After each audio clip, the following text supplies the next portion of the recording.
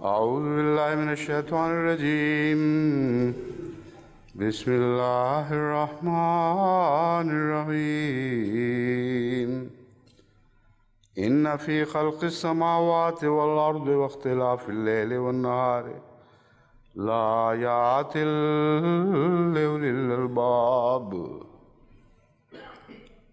یقیناً آسمانوں اور زمین کی پیدائش اور رات اور دن کے عدل بدلنے میں بہت عظیم نشانات ہیں ان لوگوں کے لیے جو عقل رکھتے ہیں، اولی الالباب، جو صاحب عقل لوگ ہیں۔ اس آیت کی مختلف رنگ میں قرآن کریم میں تکرار ہے، زمانے کا بدلنا بدلنا اور حالات کا، لیکن یہ آیت الگ اس موقع پر جو نازل ہوئی ہے اس کا اس مضمون سے گہرا تعلق ہے جو میں بیان کر رہا تھا کل، کہ وقت بدلنے کی ایک عظیم پیشگوئی ہے۔ اور اس ضمن میں جو بخاری کی، غالباً بخاری کی حدیث ہے، بتاتا ہوں میں، نہیں بخاری کی نہیں ہے، مگر اس مضمون سے تعلق میں روح المعانی میں ایک حدیث درج ہے جو اسی بات کی تائید کرتی ہے کہ اس کا اس موقع پر نزول حضرت صلی اللہ علیہ وآلہ وسلم نے ایک عظیم خوشخبری کے طور پر لیا ہے، اور اتنی عظیم خوشخبری کہ اس کا شکریہ ادا کرنے میں ساری رات گزاری ہے۔ یہ جو واقعہ ہے اس کی طرف میں بھی آؤں گا، لیکن اس سے پہلے میں آپ کو یہ بتا دوں کہ آج بھی انشاءاللہ ایک آیت کے درس کے بعد پھر وہ مضمون شروع ہو جائے گا جو میں نے کل وعدہ کیا تھا کہ فرعون مصر کے متعلق اور موسیٰ کے واقعے کے متعلق آخر بیٹھے بیٹھے مجھے کیا خیال آیا کہ یہ تحقیق کی جائے کہ آیا واقعتاً ڈوب کے مر گئے تھے یا ڈوبنے کے باوجود زندہ رہنے کا امکان موجود ہے، ضرورت کیا پڑی تھی، اور پھر اس تحقیق کے نتیجے میں پھر کیا کیا باتیں سامنے آئیں اور ضرورت مزید واضح ہوتی چلی گئی۔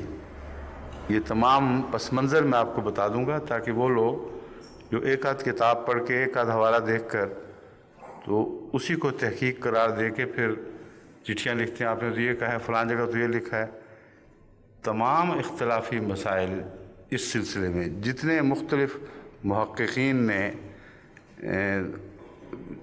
طے کرنے کی کوشش کی ہے، ان سب پر تفصیلی نظر ڈالنے کے بعد پھر ایک نتیجہ نکالا گیا، اور اس نتیجے کو بھی آخری اور حتمی ابھی قرار نہیں دیا گیا۔ اس سلسلے میں یہ اعلان تھا کہ جماعت میں تحقیق مزید کر رہا ہوں، اور جماعت کو بھی تاکید ہے کہ اس مضمون پہ تحقیق کریں۔ جب یہ ذکر آئے گا تو اس وقت آپ کو اندازہ ہوگا کہ کیوں یہ ضرورت ہے، اور یہ خدمت قرآن کے لیے اس دور میں ایک بہت اہم تحقیقی مضمون ہے جس پر لازماً ہمیں نہ صرف آج کام کرنا ہے، بلکہ میری نیت یہ ہے کہ وقف 9 بچوں میں سے جو یورپ میں اور امریکہ میں رہنے والے ہیں ان میں سے ایک ذہین طبقے کو ایجپٹولوجسٹ بنایا جائے، اور وہ تمام ان کے ہائیروگلفکس جو پڑھنے کا علم ہے وہ ان کو سکھایا جائے، وہ عصر نو ساری تحقیقات کریں۔ بظاہر تو مجھے لگ رہا ہے کہ جو استنباط میں آپ کے سامنے رکھوں گا کہ جو بات میں نے آپ سے کہی تھی وہ وزن نہیں تھی، اس میں بہت گہری قرآن کریم کی تائید شامل ہے، لیکن تحقیق کے معاملے میں صرف ایک پہلو سے نہیں ہوا کرتی، دنیا کے ہر پہلو سے تحقیق ضروری ہے۔ اور اس سلسلے میں انشاءاللہ جب بات ہوگی تو آپ سب پر بات واضح ہو جائے گی، اس کی ضرورت واضح ہو جائے گی، پھر یہ خط و کتابت کے سلسلے امید ہے کچھ عرصے کے لیے بند ہو جائیں گے، یعنی بے وجہ خط و کتابت کے پھر وہی لکھیں گے جو ٹھوس علم پائیں گے، یہی نہیں کہ اتقان میں کچھ پڑھ لیا کہ اوہ اتقان میں تو یہ لکھا ہوا ہے، آپ نے فلاں بات کر دی۔ یہ جو آیت ہے ان فی خلق السماوات والارض واختلاف اللیل والنہار لآیات لأولی الالباب، اس کا اس سے پہلی آیت وہ پڑھیں نا، وہ پہلی آیت نکالیں،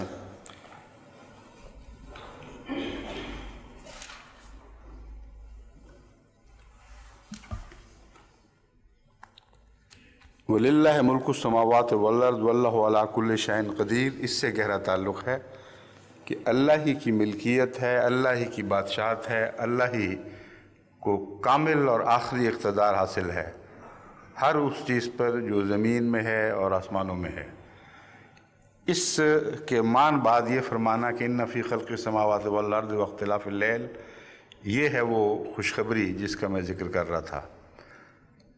یہ کہنے کے بعد کہ قیامت کے دن فیصلہ ہوگا اور سب نے مر جانا ہے، ایک قسم کی مسلمانوں کے اوپر اداسی کی لہر بھی چھا سکتی ہے۔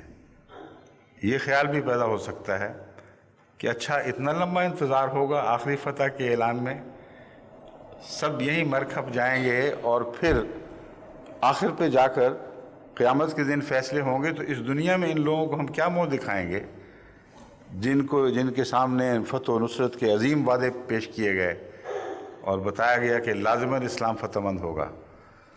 تو وہ مضمون جو ہے اس کو اس مضمون سے نتھار کر الگ کیا گیا ہے۔ فرمایا ہے آخری فیصلے قیامت ہی کے دن ہوں گے، اور آخری فیصلے میں دو باتیں تھیں جو بیان فرمائی گئیں۔ ایک ہے جزا کا آخری فیصلہ، یتوفونا کے مضمون سے یہ پتہ چلتا ہے کہ اس دنیا میں ضرور اجر ملتا ہے۔ یہ مطلب تو نہیں کہ اس دنیا میں اجر نہیں ملتا، مگر جو آخرت میں ملے گا وہ اتنا زیادہ ہوگا، اتنا بھرپور ہوگا کہ اس کے مقابل پر گویا یہاں کچھ بھی نہیں ہوا۔ اس لیے یہ کہنا کہ قیامت کے دن تمہیں اجور دیے جائیں گے، یہ نسبتی لحاظ سے بھی ہے اور آخری مضمون کی انتہا کے بیان کے لحاظ سے بھی ہے۔ نسبتی لحاظ سے اس طرح کہ یہاں تو بھی دیا جائے گا، یہ تمہیں دیا جاتا ہے۔ روزمرہ کا ہمارا مشاہدہ ہے، آج ایک چھوٹی سی بات ہوئی، اللہ تعالیٰ کے فضل کے نزول کا موجب بن گئی، اور اسی دنیا میں دیکھتے دیکھتے چھوٹی سی نیکی، چھوٹا سا توکل اچانک اللہ تعالیٰ کے فضلوں کو کھینچ لاتا ہے، اور یہ اس کثرت سے جماعت میں مشاہدہ ہے کہ پوری عالمگیر جماعت اس کی گواہ ہے۔ تو اس کے باوجود یہ کہنا کہ تمہیں قیامت کے دن اجر دیے جائیں گے صاف بتاتا ہے کہ یہاں جو اجر دیے جاتے ہیں وہ تو ایک نمونہ سا ہے، چھوٹا سا۔ اصل اجور جو ہیں، جو بھرپور اجور، وہ قیامت کے دن دیے جائیں گے۔ اسی تعلق میں سزا کی بات ہے۔ وہ لوگ جن کے متعلق وعدہ تھا کہ قیامت کے دن ان کو سزا دی جائے گی اور قیامت کے دن یہ فیصلہ ہوگا کہ وہ کچھ بھی نہیں، محض متاع عارضی چیزیں تھیں ان کے پاس، اس سے زیادہ کچھ نہیں تھا، ان کے متعلق بھی یہ بیان ہے کہ اس دنیا میں بھی فیصلے ہونے والے ہیں۔ یہ خیال نہ کر لینا کہ قیامت کے دن ہی ان کے اوپر تقدیر، ان کی بد تقدیر ظاہر ہوگی، اور تمہاری تقدیر خیر کا فیصلہ بھی آخری قیامت کے دن ہوگا۔ فرمایا اس دنیا میں ضرور ہوگا، اور جب ہوگا تو پھر تم دیکھ لو گے کہ کتنی عظیم فتح تھی، مگر اس کے باوجود یہ نہ سمجھنا کہ یہی سب کچھ ہے جو تمہارے لیے ہے۔ یہ مضمون ہے۔ اس کے تعلق میں پہلی آیت جو میں نے بیان کی تھی، وَلِلَّهِ مُلْكُ السَّمَاوَاتِ وَالْأَرْضِ وَاللَّهُ عَلَىٰ كُلِّ شَيْءٍ قدیر، قدرت کا کوئی نمونہ خدا دکھائے گا۔ وہ نمونہ ایسے الفاظ میں بیان کیا گیا ہے کہ صرف اولو الالباب اس کو صحیح سمجھ سکتے تھے، اور اولو الالباب کے سردار حضرت محمد رسول اللہ صلی اللہ علیہ وسلم تھے۔ بس آپ نے اس مضمون کو فوراً سمجھ لیا کہ یہ جو اچانک اس کے بعد یہ بات بیان ہو رہی ہے، اس میں کوئی بہت بڑی پیشگوئی ہے، جس میں زمانے تبدیل کیے جائیں گے، راتوں میں سے دن نکالے جائیں گے، اور آج جو قومیں اقتدار پر قابض ہیں یا کل کچھ عرصے تک قابض رہیں گی، کیونکہ کل کبھی ان کے تانے دینے کا ذکر ملتا تھا، کل بھی اظہار ثانی کا ذکر ملتا ہے، تو وہ سب صفیں لپیٹ دی جائیں گی، اور بالآخر حضرت صلی اللہ علیہ وآلہ وسلم شان مالکیت کے ساتھ اس دنیا میں ظاہر ہوں گے، اور جو کچھ زمین و آسمان میں ان کے رب کا ہے وہ ان کا بھی بنا دیا جائے گا۔ یہ پیغام ہے جو رسول کریم صلی اللہ علیہ وسلم کو پہنچا ہے، اور اس کے نتیجے میں آپ نے ایک شکر کی رات گزاری ہے۔ وہ یعنی روایت یہ ہے، حضرت عطا سے روایت ہے کہ حضرت عائشہ رضی اللہ تعالیٰ عنہا سے سوال کیا گیا کہ حضرت صلی اللہ علیہ وسلم کی حضرت صلی اللہ علیہ وآلہ وسلم کی کوئی انتہائی دلکش بات بتائیں، ایسی کہ اس سے زیادہ آپ کے دل پر اس کا اثر نہ ہوا ہو۔ حضور کی کون سی ادا ہے جو دل ربا نہ تھی؟ یہ جواب ہے۔ لیکن ایک شب حضور میرے پاس تشریف لائے، یہ وہ خاص رات ہے، فرمانے لگے مجھے اجازت دو، ابھی حسن سلوک دیکھیں، بیویوں سے کس طرح سلوک تھا، اجازت دو کہ آج رات میں اپنے رب کی عبادت کروں، مراد ہے ساری رات عبادت میں گزاروں۔ آپ کھڑے ہوئے، وضو کیا، نماز ادا کرنے لگے۔ نماز کے دوران آپ اتنا روئے کہ سینہ آنسوں سے تر ہو گیا، رکوع کیا، خشیت طاری ہوئی، سجدہ کیا، گریہ وزاری کی، سر مبارک اٹھایا، آنسو روا تھے۔ رات بھر یہی کیفیت رہی۔ یہ سب سے دل نشین ادا ہے۔ اس سے اندازہ لگائیں کہ حضرت عائشہ صدیقہ رضی اللہ تعالیٰ عنہ کا ایمان بھی کس شان کا تھا۔ کوئی عورت کہے تو بڑا تکلیف پہنچی رات تو مجھے، میرے میاں نے تو رو رو کے برا حال کر دیا۔ آج کل یہی ہوتا ہے۔ اور حضرت عائشہ کہتی ہیں اس سے زیادہ روح پرور نظارہ میں نے زندگی بھر کبھی نہیں دیکھا۔ کہتی ہیں رات بھر یہی کہ آخر بلال نے آ کر اطلاع دی۔ حضرت عائشہ فرماتی ہیں تب میں نے عرض کیا کہ کون سی چیز آپ کو اس قدر الہا پر مجبور کرتی ہے، جبکہ اللہ تعالیٰ نے آپ کے اگلے پچھلے گناہ معاف فرما دیے۔ آپ نے فرمایا افلا اکون عبدا شکورا، کیا میں خدا کا شکر گزار بندہ نہ بنوں؟ یہ روایت بخاری میں یا دوسری جگہوں میں یہاں تک آ کے کھڑی ہو جاتی ہے، یا اس سے ملتے جلتے مضامین ملتے ہیں، لیکن یہاں سے یہ جو روایت چنی گئی ہے روح المعانی سے، اس کا مقصد یہ ہے کہ وہاں یہ تعلق اس آیت کریمہ سے باندھ رہی ہے۔ ایسا کیوں نہ کروں مجھ پر اس شب یہ آیت نازل ہوئی ہے، ان فی خلق السماوات والارض واختلاف اللیل والنہار لآیات لأولی الالباب۔ اب اگر اس کو یہ اور جگہ بھی موجود ہے قرآن کریم میں، سوال یہ ہے کہ یہ تو روزمرہ کی زندگی کا ایک معاملہ ہے، دن رات بدلتے رہتے ہیں۔ اگر اسی طرح سطحی طور پر اس مضمون کو لیا جاتا تو عبد شکور کا اس سے کیا تعلق تھا؟ اور اس آیت کے نزول پر ساری رات اس حالت میں گزارنا، یہ کوئی مطلب سمجھ ہی نہیں آ سکتا۔ بس وہی بات ہے جو میں عرض کر رہا ہوں کہ حضرت صلی اللہ علیہ وسلم نے اس آیت کریمہ سے اسلام کی آئندہ عظیم فتح کی خوشخبری پالی، اور اولو الالباب میں سے اولو الالباب کے سردار ہونے کا ثبوت پیش کیا۔ ورنہ اس طرح اچانک اس آیت کے بیچ میں شامل ہونے سے اتنا لمبا مضمون شکر کا کسی عام انسان پر ظاہر ہو ہی نہیں سکتا تھا۔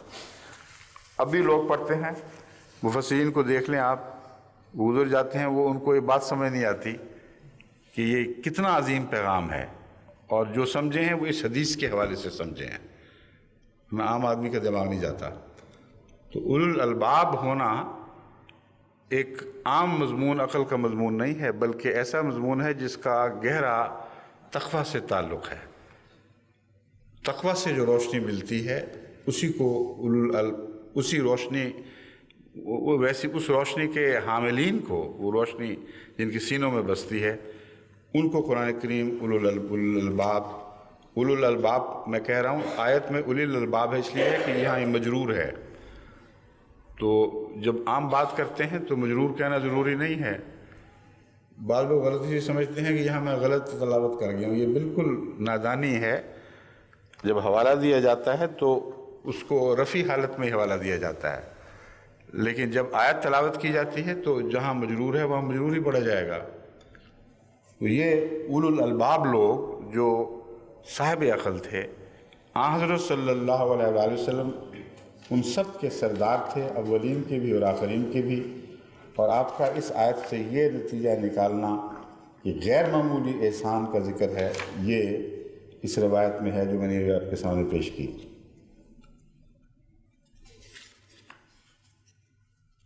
کے علاوہ علامہ سیوطی اس آیت کے متعلق لکھتے ہیں، حضرت ابن عباس سے روایت ہے کہ آپ نے فرمایا قریش یہود کے پاس آئے، پوچھا حضرت موسیٰ کون سے نشانات لے کر آئے تھے؟ انہوں نے جواب دیا عصا اور ید بیضاء۔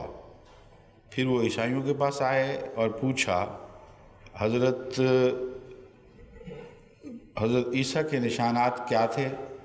انہوں نے کہا وہ اندھے اور مبروس کو ٹھیک کرتے اور مردوں کو زندہ کرتے تھے۔ پھر وہ حضرت صلی اللہ علیہ وسلم کے پاس آئے اور کہا ہمارے لیے دعا کریں کہ اللہ صفا پہاڑ کو سونے کا بنا دے۔ آپ نے اپنے رب سے دعا کی تو یہ آیت اتری ان فی خلق السماوات والارض۔ اب سوچیں کس طرح روایات اوٹ پٹانگ اکٹھی ہو جاتی ہیں، اور اللہ ان مفسرین کو جزا تو دے کیونکہ انہوں نے بڑی خدمت کی ہے، بہت کچھ اکٹھا کیا ہے، مگر بخش بھی دے کہ اس میں ایسی ایسی چیزیں بھی اکٹھی کر دیں جنہوں نے قرآن کے مطالب کو واضح کرنے کی بجائے ان پر پردے ڈال دیے۔ اس لیے ان کا معاملہ اللہ کے ساتھ ہے، ان کا عزت اور احترام ہمارا فرض ہے۔ بہت خدمتیں کی ہیں، مگر ان کی ہر روایت کو منوان قبول کرنا درست نہیں۔ وہ روایت جو قرآن اور حضرت صلی اللہ علیہ وسلم کے مزاج کے مطابق ہے وہ تھی جیسے کہ میں نے بیان کیا ہے۔ اس کے مقابل پر اس قسم کی کہانیوں کو جگہ دے دینا کہ شان نزول تھی، کوئی قریش پھر رہے تھے پوچھتے پوچھتے، پہلے اس کے پاس گئے پھر اس کے، یہ سارے فرضی باتیں دیکھتے ہی پتہ چل جاتا ہے کہ یہ کہانی کسی شخص کی دماغ کی تخلیق ہے، لیکن اولو الالباب والے دماغ کی تخلیق نہیں۔ اگر وہ اولو الالباب میں سے ہوتا تو ایسی کہانی نہ بناتا۔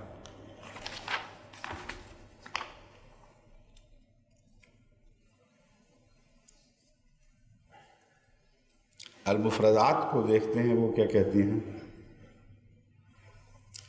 آیت کے متعلق ایک تو بحث ہے، آیت ہوتی کیا ہے؟ آیت سے مراد وہ کہتے ہیں دراصل ایک ایسا نشان ہے جو دور سے دکھائی دے، اور کسی جگہ بھی کوئی نشان منزل کا پتہ دینے کے لیے یا اور پیغام دینے کے لیے جب باندھا جاتا ہے یا تعمیر کیا جاتا ہے تو اسے آیت کہتے ہیں۔ اس لیے کہتے ہیں کہ آیت چونکہ منزل کا نشان ہے اور منزل کا پتہ دیتی ہے، اس لیے اولو الالباب کے ضمن میں آیات کا ذکر فرمایا کہ کائنات پر، اس کی تخلیق پر اور دن اور رات کے عدلنے بدلنے پر جو لوگ بھی غور کریں گے ان کی توجہ ان مقامات پر نہیں ٹھہرے گی کیونکہ وہ صرف نشانات ہیں، بلکہ خالق کی طرف، خلق سے خالق کی طرف لوٹے گی، اور یہ مختلف رستوں سے عقل والے لوگ نشان دیکھ دیکھ کر خالق تک پہنچنے کا رستہ پا لیتے ہیں۔ یہ مفہوم ہے جو حضرت امام راغب نے بیان فرمایا ہے۔ پھر لکھتے ہیں ان فی ذالک لآیات للمومنین میں آیات سے عقل سے سمجھی ہوئی علامات مراد ہیں جو لوگوں کے علم و سمجھ کے درجوں کے تفاوت کی وجہ سے مختلف ہیں۔ کہتے ہیں یہی آیات جو ہیں یہ درجہ بدرجہ بدل جاتی ہیں، کیونکہ اس آیت میں آیات للمومنین میں جو فرمایا گیا ہے مراد یہ ہے کہ ہر آدمی ایک ہی نشان کو مختلف رنگ میں بھی دیکھتا ہے، مختلف رنگ میں اس کو سمجھتا ہے۔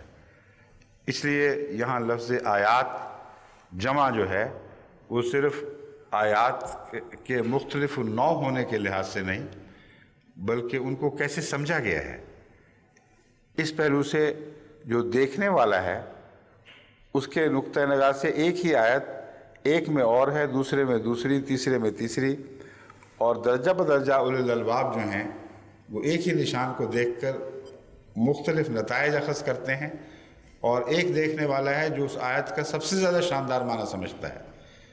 تو ایک ہی آیت میں کئی آیات بن جاتی ہیں دیکھنے والے کے نقطہ نگاہ سے، کس زاویے سے کوئی دیکھ رہا ہے۔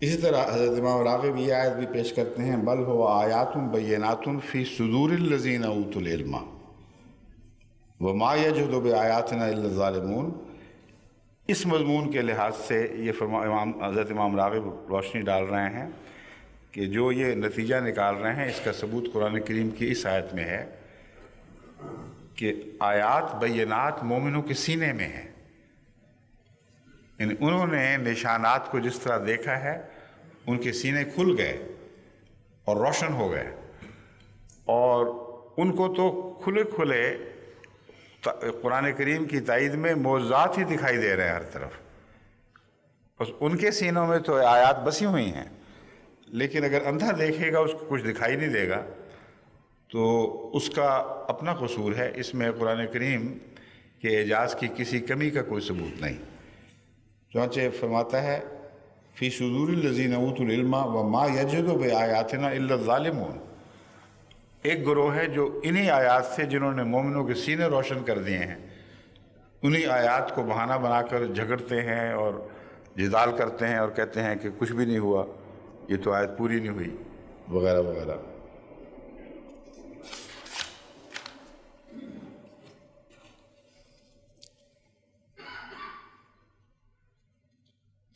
جو لفظ آیت ہے تو بہت کثرت سے قرآن کریم میں استعمال ہوا ہے، اس کے سارے نمونے پڑھنے کا تو وقت نہیں، لیکن چند مثالیں تاکہ آیت مختلف مواقع پر مختلف مضامین پر مشتمل جہاں جہاں نازل ہوا ہے لفظ آیت وہ کیا ہیں۔ وَآیَةٌ لَهُمُ الْأَرْضُ الْمَيْتَةُ وَجَعَلْنَا اللَّيْلَ وَالنَّهَارَ آیتین، اور ان لوگوں کے لیے جو موت سے زندگی کا ثبوت چاہتے ہیں ان کے لیے یہ ایک نشان ہے، ارض المیتہ، مری ہوئی جو خاک ہے، وہ سرزمین جو مر چکی ہو، جس سے کچھ نہ رہا ہو، اسی سے اللہ تعالیٰ پھر تراوت نکالتا ہے، تر و تازگی اس میں پیدا ہوتی ہے، سبزہ اگتا ہے، ہر قسم کے پھل پیدا ہوتے ہیں۔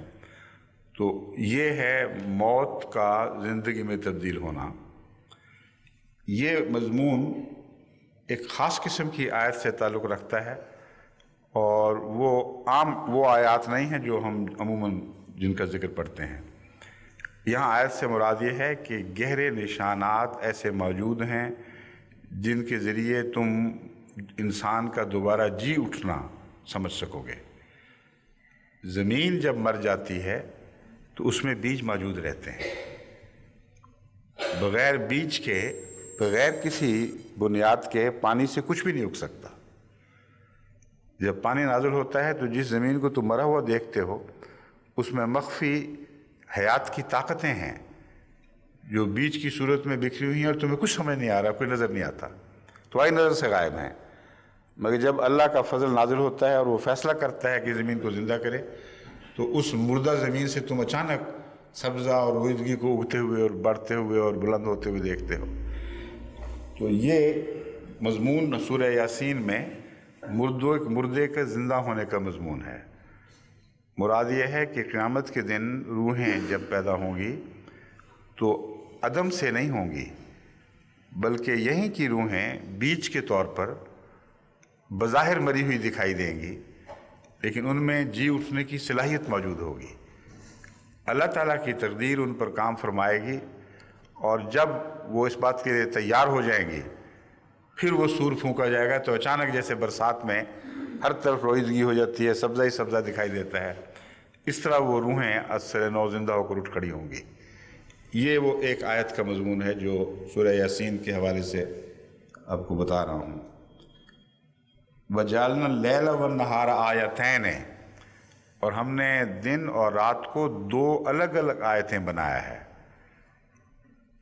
بعض ایک جگہ فرمایا ہے کہ دن اور رات کے عدلنے بدلنے، اور اس میں سب کو اکٹھا بیان فرما دیا ہے، وہ آیت اکثر جو ہم یہاں تلاوت ہوتی ہے، مگر یہاں دو الگ الگ آیتوں کے طور پر بیان فرمایا ہے۔ یہاں مراد ہے اس میں حکمتیں ہیں، رات اپنی حکمتیں لے کے آتی ہے اور دن اپنی حکمتیں لے کے آتا ہے، اور اس پہلو سے اس کی تشریح قرآن کریم میں دوسری آیات میں ملتی ہے جہاں رات کی حکمتیں الگ بیان فرمائی گئی ہیں اور دن کی حکمتیں الگ بیان فرمائی گئی ہیں۔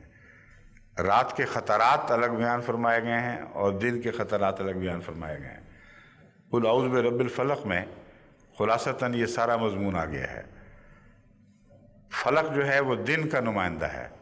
جب ایک چیز پھٹتی ہے اور روشنی پیدا ہوتی ہے، زندگی کی نئی شکل ظاہر ہوتی ہے، اور رات کا مضمون اذا وقب کے سے تعلق رکھتا ہے، تو ان دونوں کے فوائد، ان دونوں کے خطرات کا خلاصہ سورہ فلق میں موجود ہے، مگر قرآن کریم کی مختلف آیات میں وہ پھیلا پڑا ہے۔ بس یہاں آیتین سے مراد یہ ہے کہ ان کے اپنے فوائد بھی ہیں، ان کے اپنے مضرات بھی ہیں۔ تمہیں چاہیے کہ ان پر غور کرو، فوائد سے استفادہ کرو اور نقصانوں سے بچنے کی کوشش کرو۔ تو آیت وہاں نشان ہے، یہ اچھی چیز ہے، یہ بری چیز ہے۔ ہر جگہ جس طرح سڑکوں پر نشان لگ جایا کرتے ہیں، اس طرح خدا تعالیٰ نے سوچ کی ہر سڑک پر ایک بورڈ آویزاں کر دیا ہے۔ وہ بورڈ رات کے بورڈ الگ ہیں، دن کے بورڈ الگ ہیں۔ وہ بتاتے ہیں یہ رات کے وقت کے خطرات ہیں، دن کے وقت کے خطرات ہیں، یہ سڑک اعلیٰ منازل کی طرف لے جائے گی، یہ تنزل کی طرف لے جائے گی، وغیرہ وغیرہ۔ اور اونچی جگہ کا جو ذکر آیا تھا آیت میں، اس ضمن میں ہے اتبنون بکل رین آیۃ تعبثون، الشعراء 129، کہ کیا تم ہر اونچی جگہ پر ایک نشان بنا دیتے ہو۔ یہاں نشان سے مراد اللہ تعالیٰ کا نشان نہیں، بلکہ خدا تعالیٰ کی مخالف قوتوں کا اپنی عظمت کی دلیل دکھانا، یہ وہ نشان ہے جس کا ذکر قرآن کریم فرماتا ہے۔ بلندیاں تو اللہ نے پیدا فرمائی ہوئی ہیں، وہاں تو نے اپنے جھنڈے گاڑ رکھے ہیں، حالانکہ بلندی تو خدا کی طرف لے جانی چاہیے بلندی کو تو، اور تم نے ہر جگہ نشان ڈال دیے کہ ہم بڑے عظیم تھے۔ اور پرانی قوموں کی جو پرانی بستیاں دوبارہ دریافت ہوئی ہیں، کھدائیاں ہوئی ہیں، اور ان علاقوں کے سروے ہوا ہے جیوگرافیکلی یا آرکیولوجیکل، ان سے ہی پتہ چلتا ہے کہ ہر بلندی پر ایک عظمت کا نشان بنایا گیا تھا۔ آپ رائن ویلی کا سفر کریں تو دونوں طرف آپ کو پہاڑوں کی چوٹیوں پر قلعے دکھائی دیں گے، اور مختلف بادشاہوں نے مختلف وقتوں میں وہ قلعے بنائے تھے، لیکن سب پہاڑوں کی چوٹیاں پسند کرتے تھے، وہ اپنی عظمت کا نشان بتاتے تھے، لیکن آیات دراصل اللہ تعالیٰ کی عظمت کے نشان کی خاطر ہیں۔ وَلَئِنْ جِئْتَهُمْ بِآیَةٍ لَيَقُولُنَّ، یہ الشعراء 129 کی آیت تھی پہلی۔ اب سورہ الروم 59 کی آیت ہے، وَلَئِنْ جِئْتَهُمْ بِآیَةٍ لَيَقُولَنَّ الَّذِينَ كَفَرُوا إِنْ أَنْتُمْ إِلَّا مُبْطِلُونَ، لیکن اگر تو ان کے پاس کوئی نشان لے کر آئے، لَيَقُولَنَّ الَّذِينَ كَفَرُوا، یقیناً وہ لوگ جنہوں نے کفر کیا یہ کہیں گے تم تو محض ابطال پیدا کرنے والے لوگ ہو، جھوٹ قائم کرنے والے، جھوٹ کی طرف رہنمائی کرنے والے ہو۔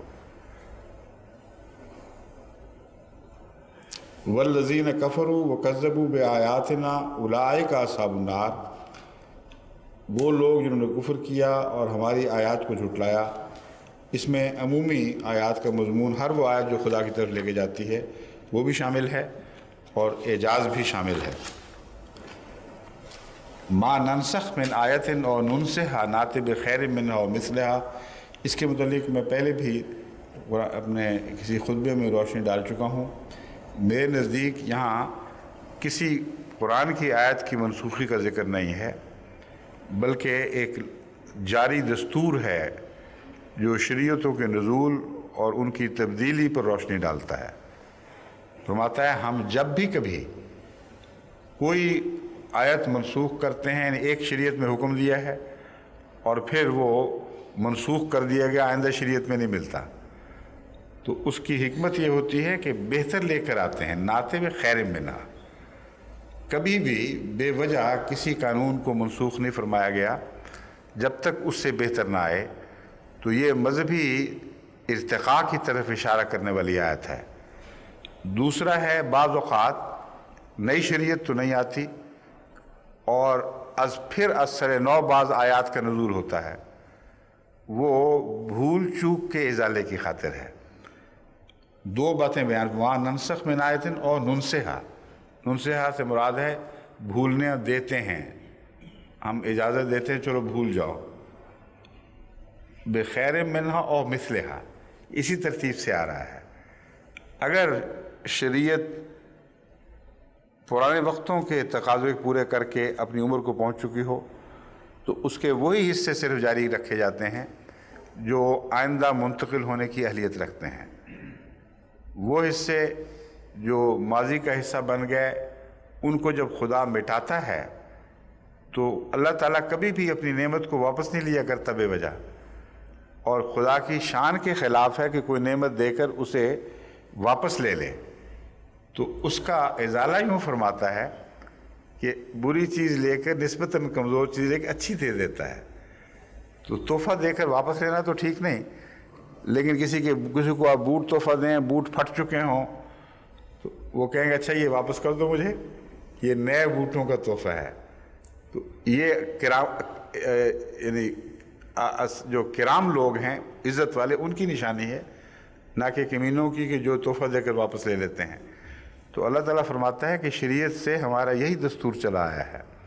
जिन कौमों ने बाज़ बातों को भुला दिया या हमने ख़ुद भूलने दिया उनको, उनके मतालिब को तो हमने दोबारा उसी तरह बहाल करके वाज़े कर दिया, और जिनसे हमने कोई पुराना कलाम वापस ले लिया तो लाजिमन उसके बदले अच्छी चीज़ दी है।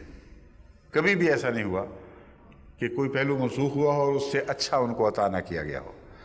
ये नुनसिहा वाला मजमून है, ये गैर शरई अंबिया के साथ ताल्लुक़ रखता है। बार बार बाज़ दफ़ा बाज़ पुरानी बातों को जिनके मानी भूल जाते हैं उनको याद दिलाने की खातिर वही दोबारा नाजिल होती है जो शरीयत में पहले हो चुकी है। उम्मत मोहम्मदिया ऐसी मिसालों से भरी पड़ी है। मुख्तलिफ़ औलियाउल्लाह और मुहद्दिसीन वग़ैरह को कलाम इलाही में दोबारा मुखातब फरमाया गया, मगर इसलिए नहीं कि ये कोई नई शरीयत उन पर नाजिल हुई है, वो तो कुरान ही है जो दोबारा उन पर नाजिल फरमाया जा रहा है। ये बताने के लिए कि इसके मानी पर तवज्जो की अब ज़रूरत है। इस ज़माने के लोग इन मानी को भुला रहे हैं, ये बदियाँ पैदा हो रही हैं जिनको दूर करने के लिए ये आयत एक निशान है, एक रहनुमा हदायत का मंबा है। इसलिए इससे फ़ायदा उठाकर इन अमूर में जद्दोजहद शुरू करो। ये जो तकरार वही है ये नुनसिहा से ताल्लुक़ रखती है, और हज़रत मसीह मौऊद अलैहिस्सलाम के इल्हामात में कसरत के से जो कुरानी आयात का नज़ूल है वो बैन ही इन मानों में है। इसलिए ये कहना जैसा कि मसीह मौऊद अलैहिस्सलाम ने फरमाया कि मैं एक शोशा भी शरीयत का तब्दील करने के लिए ना आया ना मजाज हूँ, बल्कि उसको बहाल कर उन बातों को बहाल करने के लिए जिनको तुम गलत समझ बैठे थे, भुला बैठे थे, इस गरज से मबूस किया गया हूँ। बस देख लें वो तमाम अमूर जिनका कुरान करीम में एक दायमी तालीम के तौर पर ज़िक्र है, बग़ैर तब्दीली के उसी तरह हज़रत मसीह मौऊद अलैहिस्सलाम को इल्हाम किए जाते हैं, बताने के लिए कि इस ज़माने में इन अमूर तरबियती, रूहानी और इल्मी अमूर पर असर नौ तवज्जो की ज़रूरत है।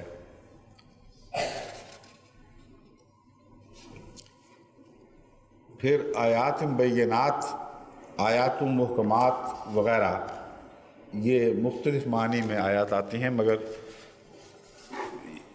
आज मैंने काफ़ी और बातें भी करनी हैं, इसलिए इसको सरे दस मुख्तसर कर देते हैं।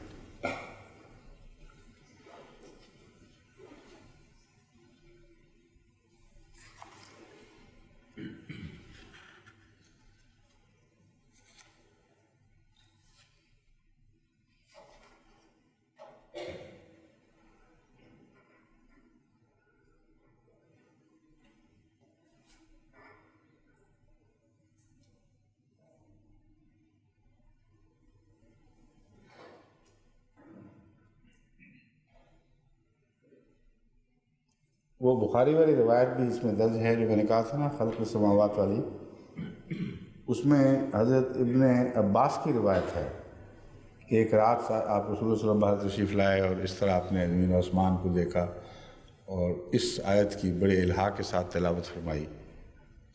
وہ روایت یہ ہے کہ میں نے ایک رات اپنی خالہ میمونہ کے گھر گزاری۔ حضور کچھ دیر تو اپنے اہل کے ساتھ گفتگو فرماتے رہے، پھر آپ لیٹ گئے۔ جب رات کا تیسرا اور آخری پہر ہوا حضور اٹھ کر بیٹھ گئے۔ اس روایت کا اس آیت سے تعلق نہیں جو میں نے بتایا تھا نا، آیت تو وہی ہے لیکن یعنی مضمون اسی آیت کا، مگر اس موقع پر اس کانٹیکسٹ میں نہیں ہے۔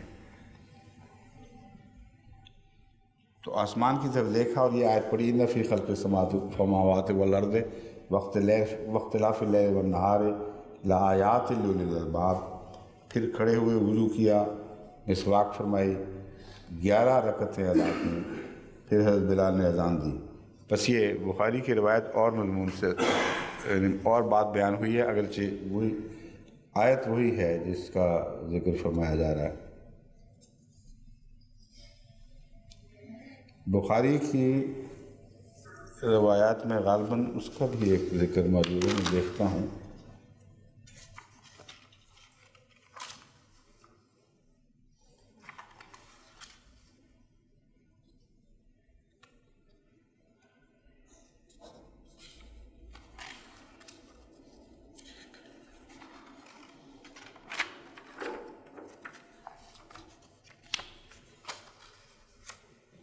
باقی مختلف روایات ہیں، اسی آیت کی مختلف گواہیاں ہیں۔ ایک سے زائد صحابہ نے حضور صلی اللہ علیہ وآلہ وسلم کو اس آیت کی تلاوت کے ساتھ آسمان کے ستاروں اور کائنات میں رات کے وقت جو مناظر تھے وہ دیکھتے ہوئے اور وجد کی حالت میں اس آیت کی تلاوت کرتے ہوئے دیکھا ہے۔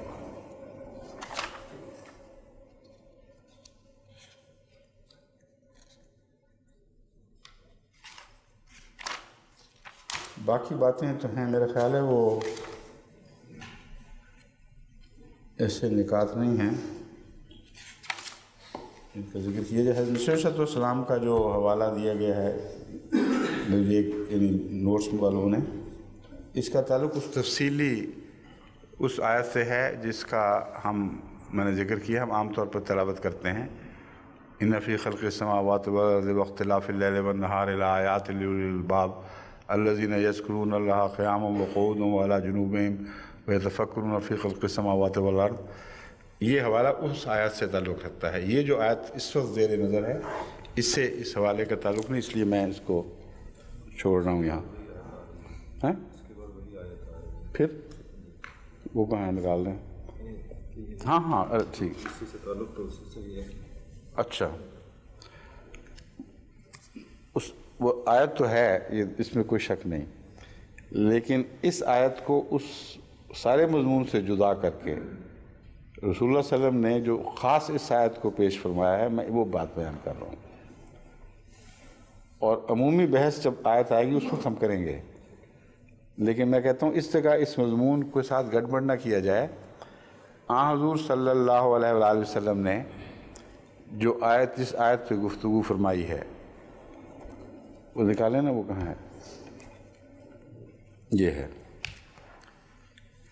آل عمران کے آخر پر یہ ساری آیتیں ملتی ہیں جن کی تلاوت کی جاتی ہے۔ اس مضمون پر حضرت مسیح موعود علیہ السلام نے تفصیل سے آخر تک روشنی ڈالی ہے۔ ایک یہ آیت ہے جس کو الگ کر کے حضرت رسول اکرم صلی اللہ علیہ وسلم نے اسی آیت کے اوپر شکریہ کی ساری رات گزاری ہے۔ یہ وہ آیت ہے جس کو حضرت عائشہ نے سنگل آؤٹ کیا ہے اور کہا ہے اس موقع پر جو تشکر کے جذبات پیدا ہوئے ہیں، اس پر ساری رات روتے گزری ہے، وہ یہ آیت تھی، اس کو باقیوں سے ملایا نہیں ہے، اس لیے میں اس کو الگ ٹریٹ کر رہا ہوں۔ وہ جو آیات ہیں ان کا میں نے حوالہ دیا ہے، باقی صحابہ نے جو حضرت ابن عباس کی روایت ہے اور بہت سی روایت ہیں، رات رسول اکرم صلی اللہ علیہ وسلم کو وجد کی حالت میں ان آیات کی تلاوت کرتے ہوئے آسمان کی طرف نگاہ کرتے ہوئے دیکھا ہے، مگر جو میں مضمون بیان کر رہا ہوں اس کا اس آیت سے خصوصی تعلق ہے، اور وہ زمین و آسمان پر عمومی غور سے تعلق نہیں ہے بلکہ ایک خوشخبری کے طور پر ہے، اس لیے اس مضمون کو سمجھ لیں۔ آپ جو بات کہہ رہے ہیں وہ میری بات کے متناقض نہیں ہے، میں عمدن اس کو چن کر ایک طرف لتھار کر پیش کر رہا ہوں کہ اس آیت نے ایک پیغام حضور صلی اللہ علیہ وآلہ وسلم کو ایک ایسا پیغام دیا ہے جس کا بعد میں آنے والے پیغام سے تعلق نہیں ہے، بلکہ اس کانٹیکسٹ میں فتح اسلام کی ایک عظیم خوشخبری ہے اور اس پر اظہار تشکر ہے، اور اس آیت کے سارے باقی لوازمات کے ساتھ اس کی تلاوت کرنا، اس پہ وجد میں آنا، اس پر کائنات پہ غور کرنا، اس کی بکثرت روایتیں اور ملتی ہیں۔ وہ انشاءاللہ جب اگلی باری آئے گی پھر اس کو لے لیں گے۔ سر دست اب مجھے وہ بات کرنے دیں۔ ہاں، فرعون اور حضرت موسیٰ اور فرعون کا قصہ اور یہ سارے جو جھگڑے شروع ہوئے، اس کا کیا پس منظر ہے اور تحقیق کہاں سے کہاں تک پہنچی ہے، یہ ساری باتیں میں آپ کے ساتھ رکھتا ہوں۔ بچپن سے ہم لوگ یہی سنتے آئے کہ وہ فرعون جس کی حضرت موسیٰ سے ٹکر ہوئی اور پھر آخر وہ نامراد ہوا، اس کی لاش دریافت ہو گئی ہے، اور اس کو حرف آخر سمجھ کر اسی خیال سے کہ تمام دنیا نے تسلیم کر لیا وہی فرعون ہے، ہم تسلی سے یہ باتیں غیروں کے سامنے کرتے رہے۔ مگر جب میں یہاں آیا تو مجھے خیال آیا کہ اب جماعت کا بڑا وسیع رابطہ غیروں سے ہے، اب محض وہ بچپن کی سنی ہوئی باتیں ان کے کام نہیں آئیں گی، جب غیروں سے ٹکر لگے گی، وہ مقابل پر دلائل پیش کریں گے، تو کیا اس مضمون پر ان کے پاس طاقتور مواد ایسا موجود ہے کہ وہ دھڑلے کے ساتھ غیروں کو چیلنج کریں اور کہیں کہ دیکھ لو قرآن کی پیشگوئی جو ہے پوری ہو گئی۔ اس پر جب تحقیق شروع کی تو پھر بہت سی اور باتیں نکلنی شروع ہوئیں، اور فرعون کون تھا اور قرآن کی جو آیات منظر پیش کر رہی ہیں کیا وہ اس فرعون کے ساتھ متعلق نظر آتا ہے یا دوسرے فرعون کے ساتھ متعلق نظر آتا ہے۔ جب یہ باتیں دیکھی گئیں تو جیسا کہ میں آگے بیان کروں گا، میرے نزدیک وہ رامسیس سیکنڈ ہے جس پر قرآن کی آیات کا اطلاق ہو رہا ہے، اور کوئی فرعون ان تاریخی شہادتوں میں دکھائی نہیں دیتا جنہوں نے فرعون مصر کے پورے سلسلے بیان کیے ہیں۔ چنانچہ ہم نے اول سے آخر تک وہ انتہائی دور جس میں حضرت موسیٰ کا فرعون ہو سکتا تھا ان سب کا جائزہ لیا، اور مختلف محققین جو عیسائی ہیں ان سب کی تحقیقات کا جائزہ لیا۔ محض ایک کتاب کو پڑھ کر کوئی فیصلے نہیں کیے گئے، بلکہ وہ آپ دیکھیں کہ کتنا بڑا تحقیقاتی دور ہے۔ تمام انسائکلوپیڈیاز جو اس کا ذکر کرتے ہیں، ان کی چھانبین، ان کے حوالے، ان کے الگ الگ نتائج، یہ ساری فہرستیں جو میرے پاس پڑھی ہیں، ان پر ایک معین شخص نے کام کیا ہے، یعنی صالح صفی نے۔ ہر ایک کے سپرد الگ الگ میں نے کام کیے تھے۔ جو ہماری ریسرچ ٹیم ہے وہ صرف وہی نہیں ہے جو وقتاً فوقتاً جن کو میں تربیت کر رہا ہوں خود کبھی اکٹھے ہوتے ہیں میرے پاس، بلکہ ساری دنیا میں پھیلی ہوئی ہے، اور کچھ ریسرچ ٹیم کے ہمارے ممبر امریکہ میں ہیں، کچھ پاکستان میں، یعنی ممبر تو ساری جماعت ہی ہے، مگر معین طور پر جن کے سپرد ٹاسک کیا جاتا ہے اور پھر ان سے رابطے رکھے جاتے ہیں۔ میں جب ریسرچ ٹیم کہتا ہوں تو وہ مراد ہے۔ چنانچہ اس میں ملک سلیم صاحب کے سپرد بھی کیا گیا، وہ علمی ذوق رکھتے ہیں، ان کا ایک الگ مقالہ پورا میرے سامنے ہے۔ کہاں ہے جی وہ؟ یہ ہے ایکسوڈس کے متعلق اور رامسیس سیکنڈ کے متعلق جو بھی امکانات ہیں ان پر انہوں نے غور کر کے اصل حوالے فلیگ کر کے مجھے بھجوائے ہیں۔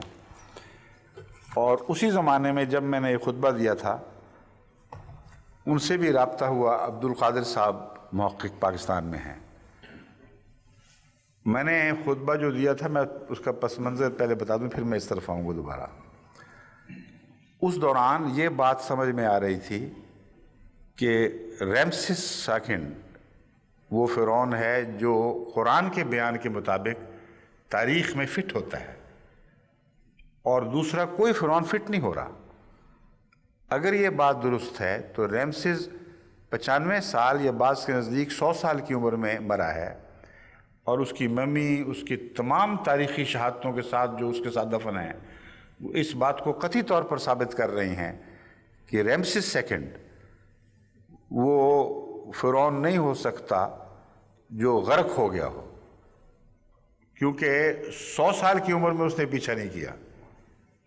وہ واقعات جب آپ تاریخ کے حوالے سے پڑھیں گے اور حضرت موسیٰ کی پیدائش سے سلسلے کو آگے بڑھائیں گے تو قطعی طور پر ثابت ہو جائے گا کہ یہ ریمسز تبھی موت مرا ہے اور ڈوب کر نہیں مرا۔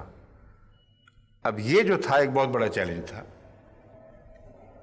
یہ مجھے کامل یقین ہے اور ہمیشہ رہا، ذرہ بھی تزلزل نہیں ہوا کہ قرآن سچا ہے اور باقی سب باتیں جھوٹی ہیں۔ اس لیے یہ جو بعض مولوی سمجھتے ہیں کہ مجھے شک پڑ گیا کہ قرآن کہیں غلط نہ ہو اور روایات سچی نہ ہو، اس لیے میں نے یہ مسئلہ شروع کیا، بالکل ان کی نادانی ہے اور عدم اعتماد ہے۔ ایسے آدمی کی بیعت کر بیٹھے ہیں جس پہ یہ بھی اعتماد نہیں کہ قرآن کا وفادار ہے۔ بات یہ ہے، اس نے جو ایک بہت بڑا ہمارے لیے غیروں کی طرف سے چیلنج تھا، اس نے مجبور کیا ہے مزید تحقیق کو مختلف سمتوں میں بڑھانے پر۔ اب یہ کہہ سکتے ہیں کہ کیا فرق پڑتا ہے، ایک آدمی ہو سکتا ہے ڈوب کے مرا ہو، نکال لیا ہو اور بتاتے نہ ہو، یہ تو ٹھیک ہے، لیکن قرآن جو نقشہ کھینچ رہا ہے وہ ایک 100 سالہ بڈھے ایک فرعون کی پیروی کا نقشہ نہیں ہے۔ ایک طاقتور اپنے پورے جلال اور شان کا انسان ہے، وہ مخاطب کر رہا ہے حضرت موسیٰ کو ایک معمولی انسان کے طور پر، ایک ایسے بچے کے طور پر جو ان کے سامنے پیدا ہوا ہے، اور پھر ان کی پیروی میں وہ اپنے قافلے حملہ آور قافلے یا پیروی کرنے والے قافلے کے سر پر ہے وہ، اور سب سے آگے لیڈ کر رہا ہے ان کو۔ یہ اس بڈھے کا تو ذکر ہی کوئی نہیں، اور جب وہ تاریخ ساری ساتھ دفن ہے وہ بتا رہی ہے، تو اب سوال یہ پیدا ہوتا ہے کہ یا تو ہمارے لیے فرض ہے، ہم پر فرض ہے مسلمانوں پر، کہ اس فرعون کی تلاش کریں جو نہ صرف یہ کہ غرق ہوا ہو ثابت ہو، لیکن اگر غرق ہوا ثابت نہ بھی ہو تو کم سے کم قرآنی بیان کے مطابقت سے تو مطابقت تو رکھتا ہو۔ یہ کہہ دینا کہ قرآن سچا ہے اور سچائی کی ایک بھی دلیل پیش نہ کرنا، بلکہ ایسی بات مان لینا جو نعوذ باللہ من ذالک قرآن کے خلاف ریفلیکشن بن جاتی ہوں، اس کو اگر کوئی سعادت سمجھتا ہے یا وفاداری تو میرے نزدیک بڑے دھوکے میں مبتلا ہے۔ آیت وہ ہے جو نشان بن کر چمکے۔ بعض لوگ کہہ دیتے ہیں کہ آیت کا انکار بھی تو ہوتا ہے، قرآن کریم فرماتا ہے انکار کریں، لیکن اللہ فرماتا ہے کہ آیت آتی ہے جانتے ہوئے پھر بھی انکار کرتے ہیں۔ اب یہ تو نہیں کہا جاتا ہماری طرف سے کہ دیکھو چونکہ وہ انکار کر دیتے ہیں اس لیے وہ جو نشان تھا چاند سورج کا اسی کا انکار کر دیا ہے۔ واقعہ ہے کہ اس کا انکار نہیں کر سکے تھے، نتائج کا انکار کرتے ہیں۔ آیت سے فائدہ نہ اٹھانے کا مطلب یہ نہیں کہ کہہ دیتے ہیں کہ آیت ہوئی نہیں، بلکہ دیکھتے ہیں پھر نتائج کا انکار کرتے ہیں۔ اس زمانے میں چاند سورج گرہن کی جو پیشگوئی ہوئی ہے، سارے اخبار اقرار سے بھرے پڑے ہیں، غیروں کے اپنوں کے سب اخباروں میں یہ ثابت شدہ حقیقت درج ہے کہ ان تاریخوں میں رمضان میں یہ چاند کا گرہن ہوا تھا۔ بہانے جو بنائے ہیں وہ اس بنا پر نہیں کہ ہوا ہی نہیں۔ اگر یہ معاملہ ہو کہ ہوا ہی نہیں تو پھر تو آیت ہی مشکوک ہو گئی، پھر تو آیت کہنا ہی غلط ہو گیا اس کو۔ تو آیات اپنی پوری شان کے ساتھ ظاہر ہوا کرتی ہیں، ان میں کوئی شک کا پہلو نہیں ہوتا۔ انکار کرنے والے اپنے دل کے شکوک کے پردوں میں خود چھپتے ہیں، لیکن آیت کو نہیں دھندلا سکتے۔ بس قرآن کریم اس کو ایک عظیم آیت کے طور پر پیش فرما رہا ہے۔ اگر ہم یہ جواب دیں ان کو کہ آپ کی تحقیق جھوٹی ہے، ٹھیک ہے جھوٹی ہے بہت حد تک مجھے پتہ ہے، لیکن قرآن سچ فرما رہا ہے، اس لیے یہ جو فرعون دستیاب ہوئے ہیں ان میں سے فلاں فرعون ہے، یہ کہنا جائز ہے، بشرطی کہ قرآن کی تعلیم کی روح سے ان تمام فرعین کی تاریخوں کا تجسس کیا جائے، تفحص کیا جائے، ان کا قصص کی طرح جیسا قرآن فرماتا ہے، تاریخی مواد کی پیروی کر کے دکھایا جائے کہ دیکھ لو یہ ہے وہ فرعون جو قرآن کا فرعون ہے، اور بائبل یہاں جو اختلاف کرتی ہے یہ جھوٹی ہے، یعنی وہ لکھنے والے جنہوں نے بائبل کی طرف بات منسوب کی غلط بات منسوب کی، اور اس کے سوا فرعون بن ہی نہیں سکتا۔ یہ جو مضمون تھا، اس سلسلے میں سب سے پہلے تو میری توجہ اس طرف مبذول ہوئی کہ یہ جو ڈوبنے والا قصہ ہے، ڈوب کر مر جانے والا، کیا یہ قطعی بات ہے؟ اس کے سوا کوئی صورت ممکن ہی نہیں ہے۔ بائبل نے یہ ذکر کیا ہے کہ وہ ڈوب گیا، اور بائبل نے یہ ذکر کیا ہے کہ تمام تر وہ افراد جو پیروی کر رہے تھے بلا استثناء فرعون سمیت سمندر میں غرق ہوئے ہیں، اور ایک بھی بچ کر واپس جا کر بتانے والا بھی نہیں تھا کوئی۔ تو ایک لمبا عرصہ اس کے بعد ایک ایسا آیا ہے، ایک دن کہہ لیں یا 2 دن کہہ لیں، جس عرصے میں وہاں اطلاع پہنچی ہوگی اور پھر لوگ اکٹھے ہوئے ہوں گے اور لاشوں کی تلاش شروع ہوئی ہوگی، اور سمندر میں ان لاشوں کی تلاش کا امکان بہت نسبتاً کم ہے بنسبت ڈیلٹا کے۔ لیکن بائبل ہی میں دوسری جگہ ایک نقشہ ایسا کھینچا گیا ہے جس سے پتہ چلتا ہے کہ وہ ڈیلٹا کا علاقہ تھا، اور وہ میں حوالہ بعد میں آپ کو بتاؤں گا۔ تو قرآن کی تائید وہ کر رہا ہے، مگر ایک بات قطعی ہے کہ وہ فرعون کو غرق شدہ سمجھتے ہیں، اس کے بچنے کے کوئی اشارتاً بھی ذکر نہیں ملتا۔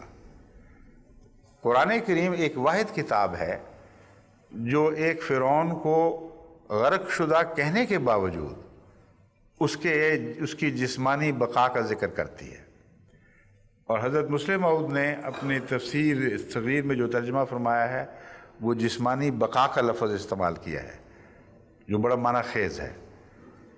یہ نہیں فرمایا کہ جسم کو مردہ حالت میں رکھا جائے گا، بلکہ اس کو جسم کی بقا دی جائے گی۔ اب یہ بحث تھی کہ کیا اس میں اس بات کا احتمال موجود ہے کہ غرق ہوا فرعون غرق ہونے کے باوجود زندہ رہا ہو؟ اس سلسلے میں جب عربی لغات کا مطالعہ کیا گیا، بعض آثار کا جو حضرت ابن عباس کی متعلق سے بھی مروی ہیں مطالعہ کیا گیا، تو پتہ چلا کہ قطعی طور پر ایک ایسا شخص جس کو غرق کہا گیا ہو، اس کے بچنے کا امکان باقی رکھا جاتا ہے۔ یہ عقل کے خلاف نہیں اور عربی محاورے کے خلاف نہیں ہے۔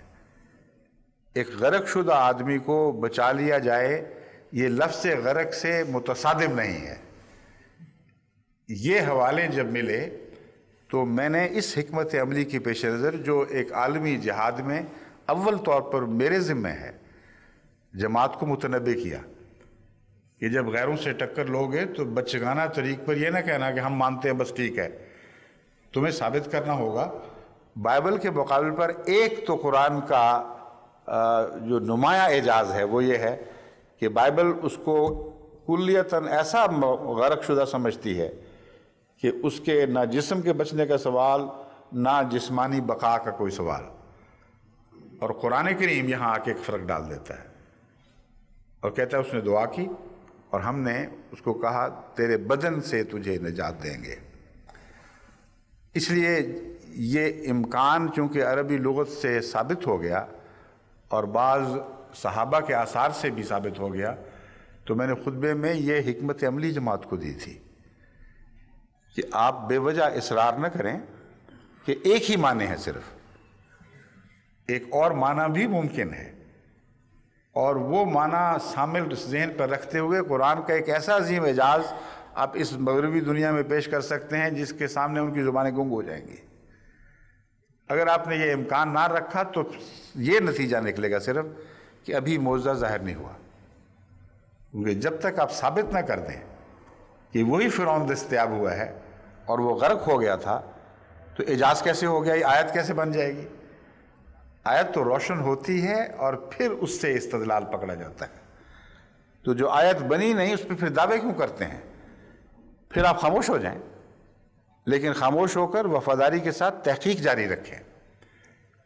میرا مسلک یہ تھا کہ ایک سانس لینے کا وقت ہمیں میسر آئے اور یہ قطعی طور پر دلائل سے ثابت کر دیں کہ اگر یہ ثابت بھی ہو جائے کہ فرعون ڈوب کر نہیں مرا تھا، وہ فرعون جو موسیٰ سے ٹکر لے رہا تھا، تو تب بھی قرآنی آیات پر کوئی سایہ نہیں پڑتا، کیونکہ قرآنی بیان میں اس بات کی واضح گنجائش موجود ہے کہ وہ فرعون ڈوبا ہو اور پھر بچ گیا ہو، اور اس کی بقیہ زندگی روحانیت سے آری مگر بدنی زندگی محض باقی رہے۔ یہ ہے اس خطبے کا خلاصہ جو میں نے پیش کیا۔ اس کی تائید میں شیخ عبد القادر صاحب محقق دہلوی نے ایک ایسا دلچسپ حوالہ بھیجا جو پہلے میں نے کبھی نہیں سنا تھا۔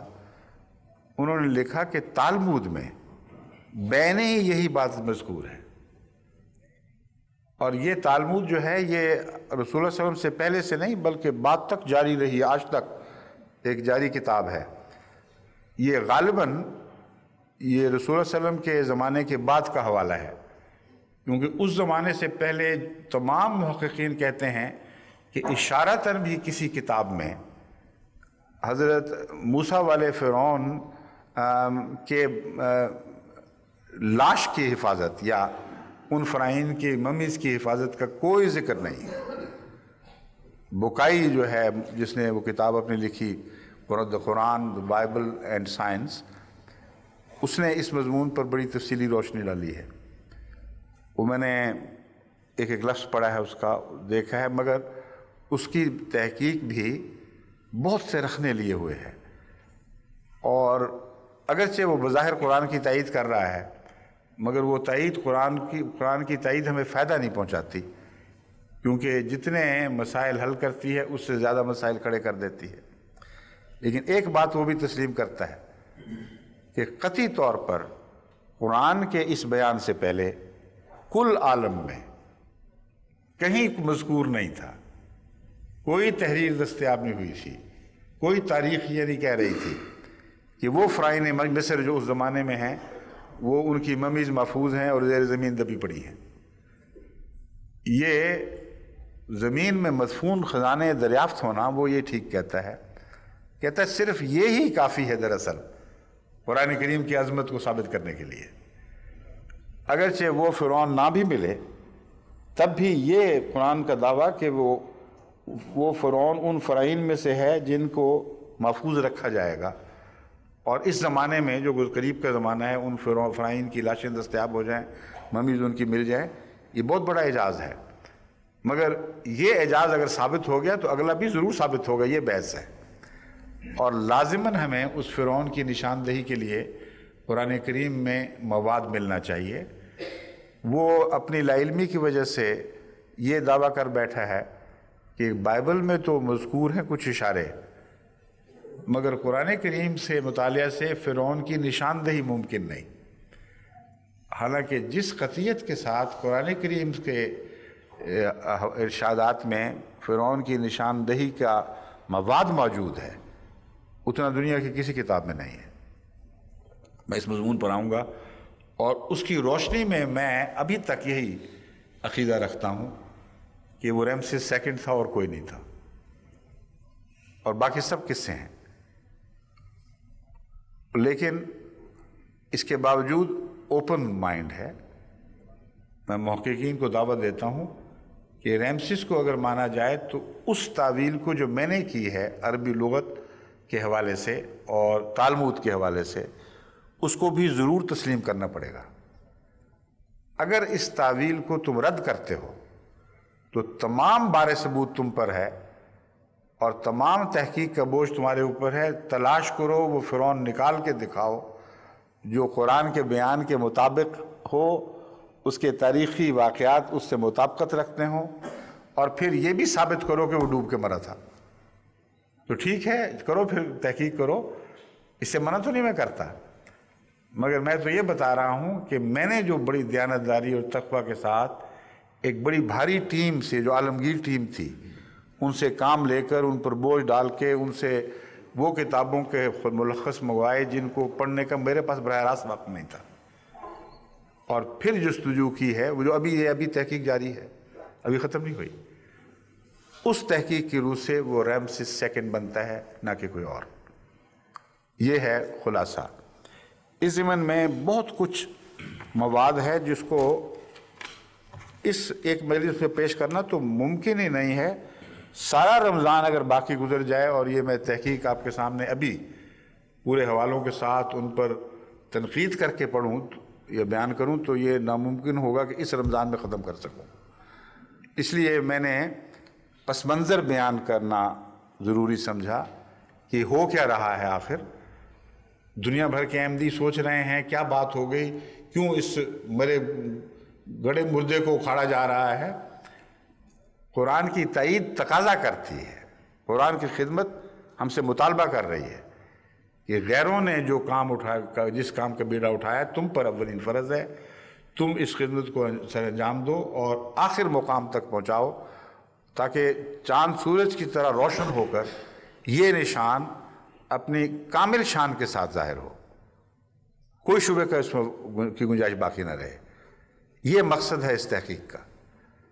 اس لیے کوئی ایک آدھ کتاب پڑھ کے کوئی یہ فضول دماغ میں خیال ڈال لینا کہ مسلمہ حقائق کے خلاف باتیں ہو رہی ہیں, بالکل غلط بات ہے. اب میں آپ کے سامنے جو کتب میرے علم میں آئی ہیں اور کافی بڑی وسیع پہ مطالعہ ہوا ہے اس مضمون پر, کم و بیش اگر ساری نہیں تو تمام اہم کتب کا مطالعہ ہو چکا ہے, ہماری ریسرچ ٹیم مختلف جگہوں پہ کر چکی ہے. مگر مجھے جو نسبتاً سب سے زیادہ اچھی کتاب لگی ہے جس نے یکجائی طور پر ان دلائل کو اور ان زمانوں کو زیر نظر رکھا ہے اور اس کے بعد ایک اپنا استنباط کرنے کی کوشش کی ہے. ضروری نہیں کہ استنباط سے اتفاق ہو, اگر ایک نسبتاً زیادہ معقول مدلل استنباط ہے تو پڑھنے والے کے لیے گنجائش رکھی موجود ہے. اچھا کھلے ذہن کا اسکالر ہے, یہ کہتا ہے بائبل, اس کتاب کا نام ہے Egypt and Bible history, Charles F Aling. یہ کہتا ہے there is perhaps no single problem in Hebrew history which has been contested as long or as hotly as the question of the date of the Exodus. اس مضمون کو اس طرح طے شدہ سمجھ لینا کہ اتقان نے لکھ دیا بس بات ختم ہوگی. اتقان کے پاس کیا مواد تھا, اس کے پاس ایسی باتیں ہیں بعض جن کو ہم رسول اللہ صلی اللہ علیہ وسلم کے متعلق کسی قیمت پر قبول نہیں کر سکتے. تو اس حوالے کو پڑھ کر وہ علماء جی اتقان میں تو یہ لکھا ہے, فلان جگہ یہ لکھا ہے. تحقیق کا حق ادا کرو. وہ لوگ جو اس کے ماہرین ہیں انہوں نے عمریں گزاری ہیں ان زبانوں کو سیکھنے میں, ان تختیوں کو پڑھنے میں جن میں تاریخیں ہیں, پھر ان تمام تحریروں کو جو فرائین کے ساتھ دفن ہیں ان کو پڑھنے اور سمجھنے میں. ان کی باتیں اس طرح تو ہم رد نہیں کر سکتے کہ تم پڑھ رہے ہو لیکن جھوٹ بول رہے ہو. ان کے نتائج سے ہم اختلاف کر سکتے ہیں, لیکن ان کا سارا مواد ہمارے پیش نظر ہونا چاہیے. اور اس کے علاوہ جیسا کہ میں نے بیان کیا تھا, لازم ہے کہ احمدی محققین کی ایک ٹیم تیار کی جائے, خواہ 50 سال لگ جائیں اس کو, مگر چھوڑنا نہیں اس بات کو. وہ آج نہیں تو کل مزید تحقیق کریں گے اور انشاءاللہ تعالی اس مضمون میں جو قرآن ہم سے خدمت کا تقاضا کرتا ہے اس کا حق ادا کیا جائے گا. اس کتاب میں یہ لکھتا ہے there is perhaps no single problem in Hebrew history which has been contested as long or as hotly as the question of the date of Exodus. پھر آخر پہ کہتا ہے we will however survey the major positions on this issue held by 20th century scholars and present what we believe to be sound arguments for the so-called early date. یہ early date ایک ہے, ایک late date ہے, ایک middle date ہے. یہ 3 امکانات ہیں جن پر یہ ساری بحث گھوم پھر رہی ہے. اس لیے یہ خیال کر لینا کہ تحقیق قطعی طور پر آخری نتیجہ ظاہر کر چکی ہے, درست نہیں. فرعین مصر کی جن کی حضرت موسیٰ, جن کو حضرت موسیٰ کا زمانہ پانے کا امکان ہے, ان کی بحث میں علماء 200-300 سال آگے پیچھے کے امکانات پیش کرتے ہیں. بعض علماء ہیں جنہوں نے بائبل سے ڈیٹ لی ہے اپنی, اور بائبل کو حکم تسلیم کرتے ہوئے اس سے زمانہ طے کرنے کی کوشش کی، اس بات سے زمانہ طے کرنے کی کوشش کی ہے کہ ہیکل سلیمانی کے متعلق ہم جانتے ہیں وہ کس سن میں تعمیر ہوا ہے۔ اس سے پہلے حضرت یوسف تک کا زمانہ کیا ثابت ہوتا ہے، اور بعض دوسرے بائبل کے حوالوں میں جو حضرت موسیٰ کا ذکر ملتا ہے اس کو پیش نظر رکھا جائے تو اس سے کتنا پہلے بنتا ہے، اس طرح کے حسابات انہوں نے پیشدار سے کیے ہیں۔ لیکن سارے دھاگے یا ان کے کنارے بائبل کی کسی آیت سے باندھ کر پھر ایک اندازہ لگایا ہے کہ کس زمانے میں ہوا ہوگا۔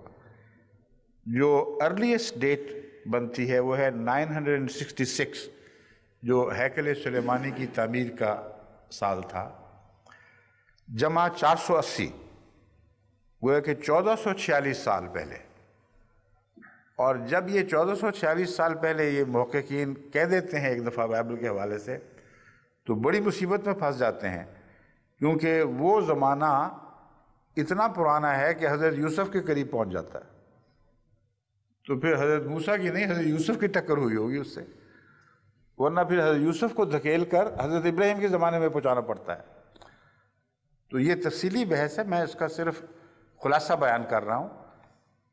وہ پھر نام اور لیتے ہیں اس زمانے کے ان فرائین کے ساتھ، نہ بائبل کا مضمون بقیہ مضمون اطلاق ان پر، نہ بائبل کا مضمون اطلاق پا سکتا ہے، نہ قرآن کریم کا مضمون اطلاق پا سکتا ہے۔ تو جب نئی نئی تھیریز آیا کرتی تھیں، بڑی مشہور ہو جاتی تھیں، محققین اس زمانے میں لکھتے تھے اس کی تائید میں۔ کوئی کتاب لاہور کی یا کسی اور لائبریری میں پڑھی ہو اس زمانے کی، کسی نے نکال کے پڑھ لی تو نے کہا یہ تو ثابت ہو گیا، تو محققین نے باقاعدہ دیکھ کر یہ بتا دیا ہے۔ حالانکہ محققین نے بعد میں بھی لکھا ہے، اور بھی تاریخی حوالے نہیں تو بعض آرکیولوجیکل حوالے دستیاب ہوئے ہیں۔ چنانچہ محققین کی جو بعد کی کھیپ ہے، انہوں نے جب دیکھا کہ اس ایجپٹ کے آرکیولوجیکل فائنڈز میں، یعنی ازمنہ قدیمہ کی جستجو کے مضمون میں جو دبے ہوئے نشانات ملا کرتے ہیں، ان میں حضرت موسیٰ اور اس فرعون کا کوئی ذکر نہیں ملتا، تو انہوں نے پھر فلسطین کی طرف رخ کیا، اور فلسطین کے اندر جو دبے ہوئے پرانے تاریخی شواہد ملتے ہیں ان کے حوالے سے بات کی، تو انہوں نے بہت قریب تر زمانہ کر دیا، بعید کی بجائے یہ ثابت کیا کہ یہ جو آرکیولوجیکل فائنڈز ہیں یہ بتا رہے ہیں کہ یہ 1290 سے لے کر کچھ آگے تک، بعض 1300 کچھ تک کہتے ہیں، یہ وہ دور ہے جس میں یہ واقعہ ہوا ہوگا۔ بعض نے جزوی شہادتیں بعض اور دیکھ کر یہ فیصلہ دینے کی کوشش کی کہ یہ اس کے بھی بعد کا واقعہ ہے، اور اس واقعہ کو قریباً حضرت داؤد اور سلیمان کے قریب تر کر دیتے ہیں، جو باقی تواریخی شواہد سے ٹکر کھاتا ہے۔ تو یہ تمام تحقیقات ہیں جن کو انفرادی طور پر ایک ایک کر کے دیکھنا ہوگا، ان کے مقابلے دوسروں سے کرنے ہوں گے، اور یہ پہلو ہم اللہ کے فضل کے ساتھ کر چکے ہیں۔ اور اس کتاب کا بھی میں نے اس زمانے میں مطالعہ کیا تھا، خود نشان لگائے تھے، خود تاریخیں رکھی تھیں، اور پرائیویٹ سٹی صاحب کے اس دوسرے تھے ان کے حوالے کیا تھا کہ اس کو رکھ لو، آئندہ جب اس مضمون پر میں گفتگو کروں گا تو ان باتوں کو پیش کرنا۔ تو پہلے پرائیویٹ سیکرٹری صاحب کہیں دبا کے بھول گئے، اب شکر ہے یہ کل انہوں نے دریافت کر لی ہیں دوبارہ، کہیں یہ فائلیں دبی پڑی تھیں۔ اس میں پرانا حوالہ شیخ صاحب کے خط کا بھی ہے، یہ اس زمانے کا ہے جب بی بی بیمار تھیں، ان کے لیے دعائیہ کلمات بھی ہیں، اور پھر یہ لکھا ہے، یہ ان کو خطبہ کینیڈا جس سے یہ سلسلہ شروع ہوا تھا اس کے بعد ان سے رابطہ ہوا تھا، اور وہ یہ کہتے ہیں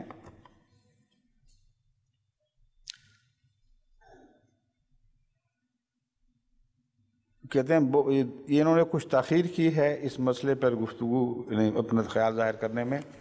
بڑا لمبا عرصہ بیچارے پروسٹیٹ میں، پتھری میں اور شوگر میں مبتلا رہے۔ الحمدللہ اب کہتے ہیں ہومیوپیتھک علاج شروع کر دیا تھا، زخم پورے طور پر بند ہو گئے ہیں، میں صحت مند ہوں۔ اس عاجز نے حضور کو تالمود کا حوالہ بھجوایا تھا، انہوں نے مجھے بھجوایا تھا کہ فرعون ڈوب کر بچ گیا تھا۔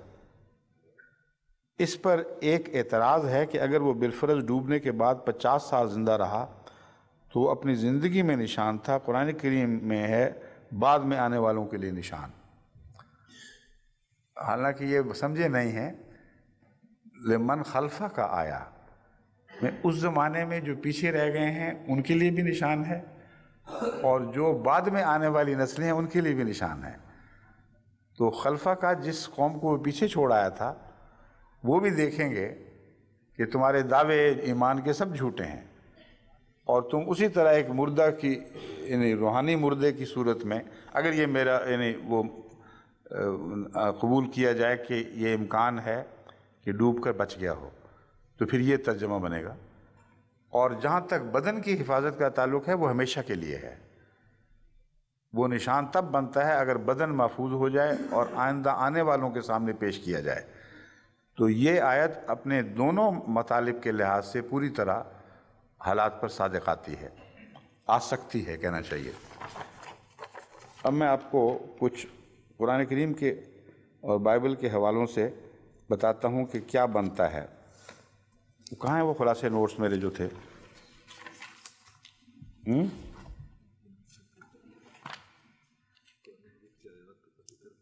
ہاں وہ کہاں ہیں؟ ٹھیک ہے، یہ ہیں، ٹھیک ہے۔ اب دیکھیے امکانات کیا کیا ہیں۔ یہ ریمسس کا شہر جس کا ذکر بائبل میں ملتا ہے، جس کو یہودی غلاموں نے تعمیر کیا، ان پر بہت بوجھ ڈالے گئے، یہ ریمسس کے زمانے ہی کی بات ہو سکتی ہے، اس سے اس کو پہلے کا نہیں کہہ سکتے۔ اس لیے ایکسوڈس ریمسس کے زمانے میں یا اس کے بعد ہو سکتا ہے، اس سے پہلے نہیں ہو سکتا۔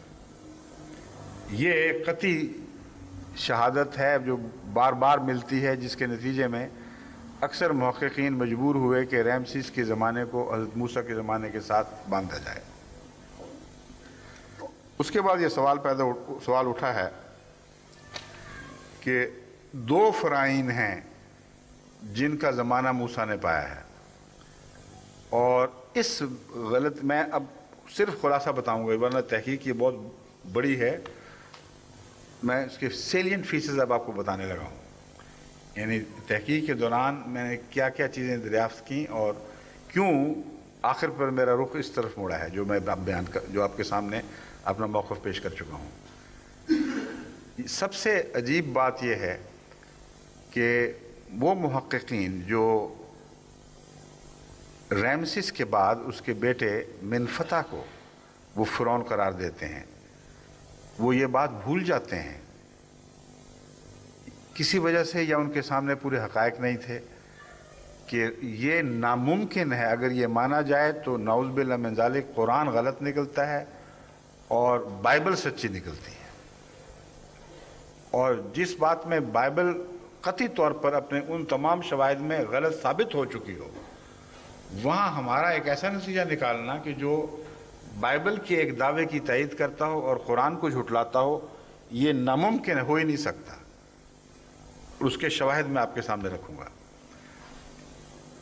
یہ جو جھگڑا چلا ہے، اس کی مشکل یہ ہے کہ سب سے پہلے سیٹی کا زمانہ دیکھیں، وہ 10-11 سال تک رہا ہے بس۔ اگر سیٹی کے زمانے میں جب کہ آپریشن شروع ہوا ہے، حضرت موسیٰ کی پیدائش تسلیم کی جائے تو اس کے نتیجے میں الجھنیں بہت سی پیدا ہوتی ہیں۔ اول یہ کہ سیٹی کے زمانے میں اس بچے کا اتنا بڑا ہونا، جس کو قرآن کریم ایک مضبوط جوان کے طور پر پیش کر رہا ہے، ایک مکے سے مار دیتا ہے، اور اس تھوڑے سے سفر میں جب وہ مدین پہنچتا ہے تو قوی امین کے طور پر قرآن اس کا ذکر فرماتا ہے، ایک ایسا بالغ مرد جو طاقتور، جو گڈریوں کو ایک طرف کر کے ان کمزور عورتوں کی حمایت کر رہا ہے۔ یہ 10-11 سال کا بچہ تو ہو ہی نہیں سکتا، بلکہ 10 سال کا کہنا چاہیے، کیونکہ جس دن وہ سیٹی بیٹھا تھا تخت پر، اسی دن تو نہیں پیدا ہو گئے تھے۔ اس نے 2-4 سال لگائے ہیں، اس نے قوانین جاری کیے ہیں، اگر وہ وہی ہے۔ تو اس کے بعد پھر ریمسیس پہ یہ ٹھہر نہیں سکتے. وہ جو یہ اصرار کرتے ہیں کہ قرآن کریم کی آیت سے یہ قطعی ثابت ہے کہ وہ ڈوبا اور ڈوب کر مر بھی گیا، ان کو پوری چھلانگ لگانی پڑتی ہے، ریمسیس کا زمانہ گزار کر آگے جانا پڑتا ہے. اور ریمسیس کا زمانہ جو بادشاہت کا ہے وہ 67 سال کا ہے، اور 67 سال تک حضرت موسیٰ کو وہاں سے غائب رہنا پڑے گا، اور وہاں آنا پڑے گا پھر جہاں اس کا بیٹا آتا ہے. اس لحاظ سے یہ پھر پیدائش کو وہاں سے اٹھا کر ریمسیس کے زمانے میں لے جاتے ہیں، اور فرعون کی موت کو اس کے بیٹے کے زمانے میں لے جاتے ہیں.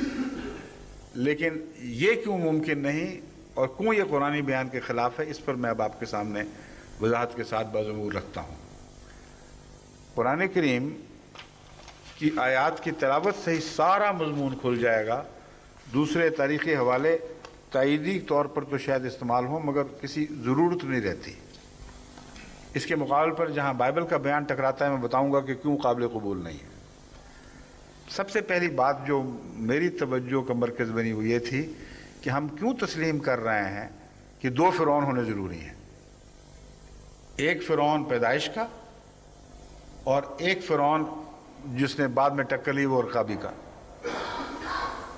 کیا وجہ ہے، کیوں خام خواہ اس مصیبت میں پھنس گئے کہ لازماً 2 فرعون ہوں گے؟ اس کی وجہ صرف بائبل کا یہ ایک بیان ہے، اس کی وجہ سے سارے مسلمان محققین بھی اور عیسائی بھی چکر میں پھنسے ہوئے ہیں، اور وہ بیان قابل اعتماد ہے ہی نہیں. وہ میں آپ کو بتاؤں گا تو پھر آپ حیران ہوں گے کہ قرآن کریم کے مقابل پر ایک غلط دعویٰ کر بیٹھی ہے بائبل، کیونکہ وہ خدا کا کلام نہیں تھا، وہ کسی بندے نے داخل کیا تھا. لکھنے والے نے ایک اندازہ اپنا لگایا ہے. اس نے یہ سوچا کہ حضرت موسیٰ جب واپس ہو رہے ہیں تو پہلا فرعون ضرور مر گیا ہوگا، ورنہ یہ خطرہ مول نہیں لے سکتے تھے. تو اسی لیے اسی بات کا ذہن پر میرے اثر تھا جب میں نے یہ کہا کہ معلوم ہوتا ہے کہ اس زمانے میں ایک فرعون کے مرنے سے اس کے قوانین بھی بدل جایا کرتے تھے، اس لیے موقع مل گیا. لیکن اس وقت میرے ذہن میں یہ بات نہیں تھی کہ یہ کتنی دیر بعد مرا ہے، یہ بائبل کیا کہہ رہی ہے. اب میں آپ کو پہلے قرآن کریم کے آیات پڑھ کے بتاؤں گا، پھر ساتھ ساتھ جو اشارے اس مضمون کی طرف ہیں ان کو کھولتا جاؤں گا. اعوذ باللہ من الشیطان الرجیم، بسم اللہ الرحمن الرحیم. طاسیم میم.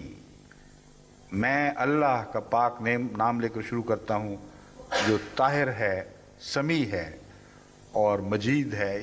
یہ بھی ایک حضرت مسلم موعود کے نزدیک یہ خلاصہ ہے ان تین الفاظ کی یہ تشریح ہے، حروف کی یہ تشریح ہے. طاہر ہے، سمیع ہے اور مجید ہے، بہت معزز اور بزرگ اور صاحب مجد ہے. تلک آیات الکتاب المبین. یہ آیات جو ہیں بہت کھلی کھلی روشن کتاب کی آیات ہیں، ان میں تمام مسائل حل ملیں گے تمہیں، اور یہی وہ آیات ہیں جو سارے مضمون پر پوری روشنی ڈال رہی ہیں اور سیر حاصل بحث کر رہی ہیں. نتلو علیک من نبأ موسیٰ و فرعون بالحق لقوم یؤمنون. ہم تجھ پر موسیٰ اور فرعون کی حکایت یا اس کی تاریخ حق کے ساتھ بیان کر رہے ہیں. لقوم یؤمنون، تاکہ وہ لوگ جو ایمان لا رہے ہیں ان کو تقویت دے، یہ بات ان کے فائدے کا موجب بنے. اس لیے اگر تم نے تقویت حاصل کرنی ہے اس مضمون میں، اختلافی معاملات میں، تو یہ آیات تمہاری مددگار ہوں گی. یہ خاص مومنوں کی حفاظت، ان کی تقویت کی خاطر نازل فرمائی جا رہی ہیں. ان فرعون علا فی الارض. فرعون وہ ہے جس نے زمین میں علو سے یعنی تعالی سے اور تکبر سے کام لیا. وجعل اہلہا شیعاً، اور اس کے اپنے جو ملک کے باشندے تھے ان کو ٹکڑوں ٹکڑوں میں بانٹ دیا. ڈیوائیڈ اینڈ رول کی پالیسی تھی اس کی. بس اس کا کریڈٹ اگر بعض لوگ برٹش راج کو دیتے ہیں تو غلط فہمی ہے ان کی.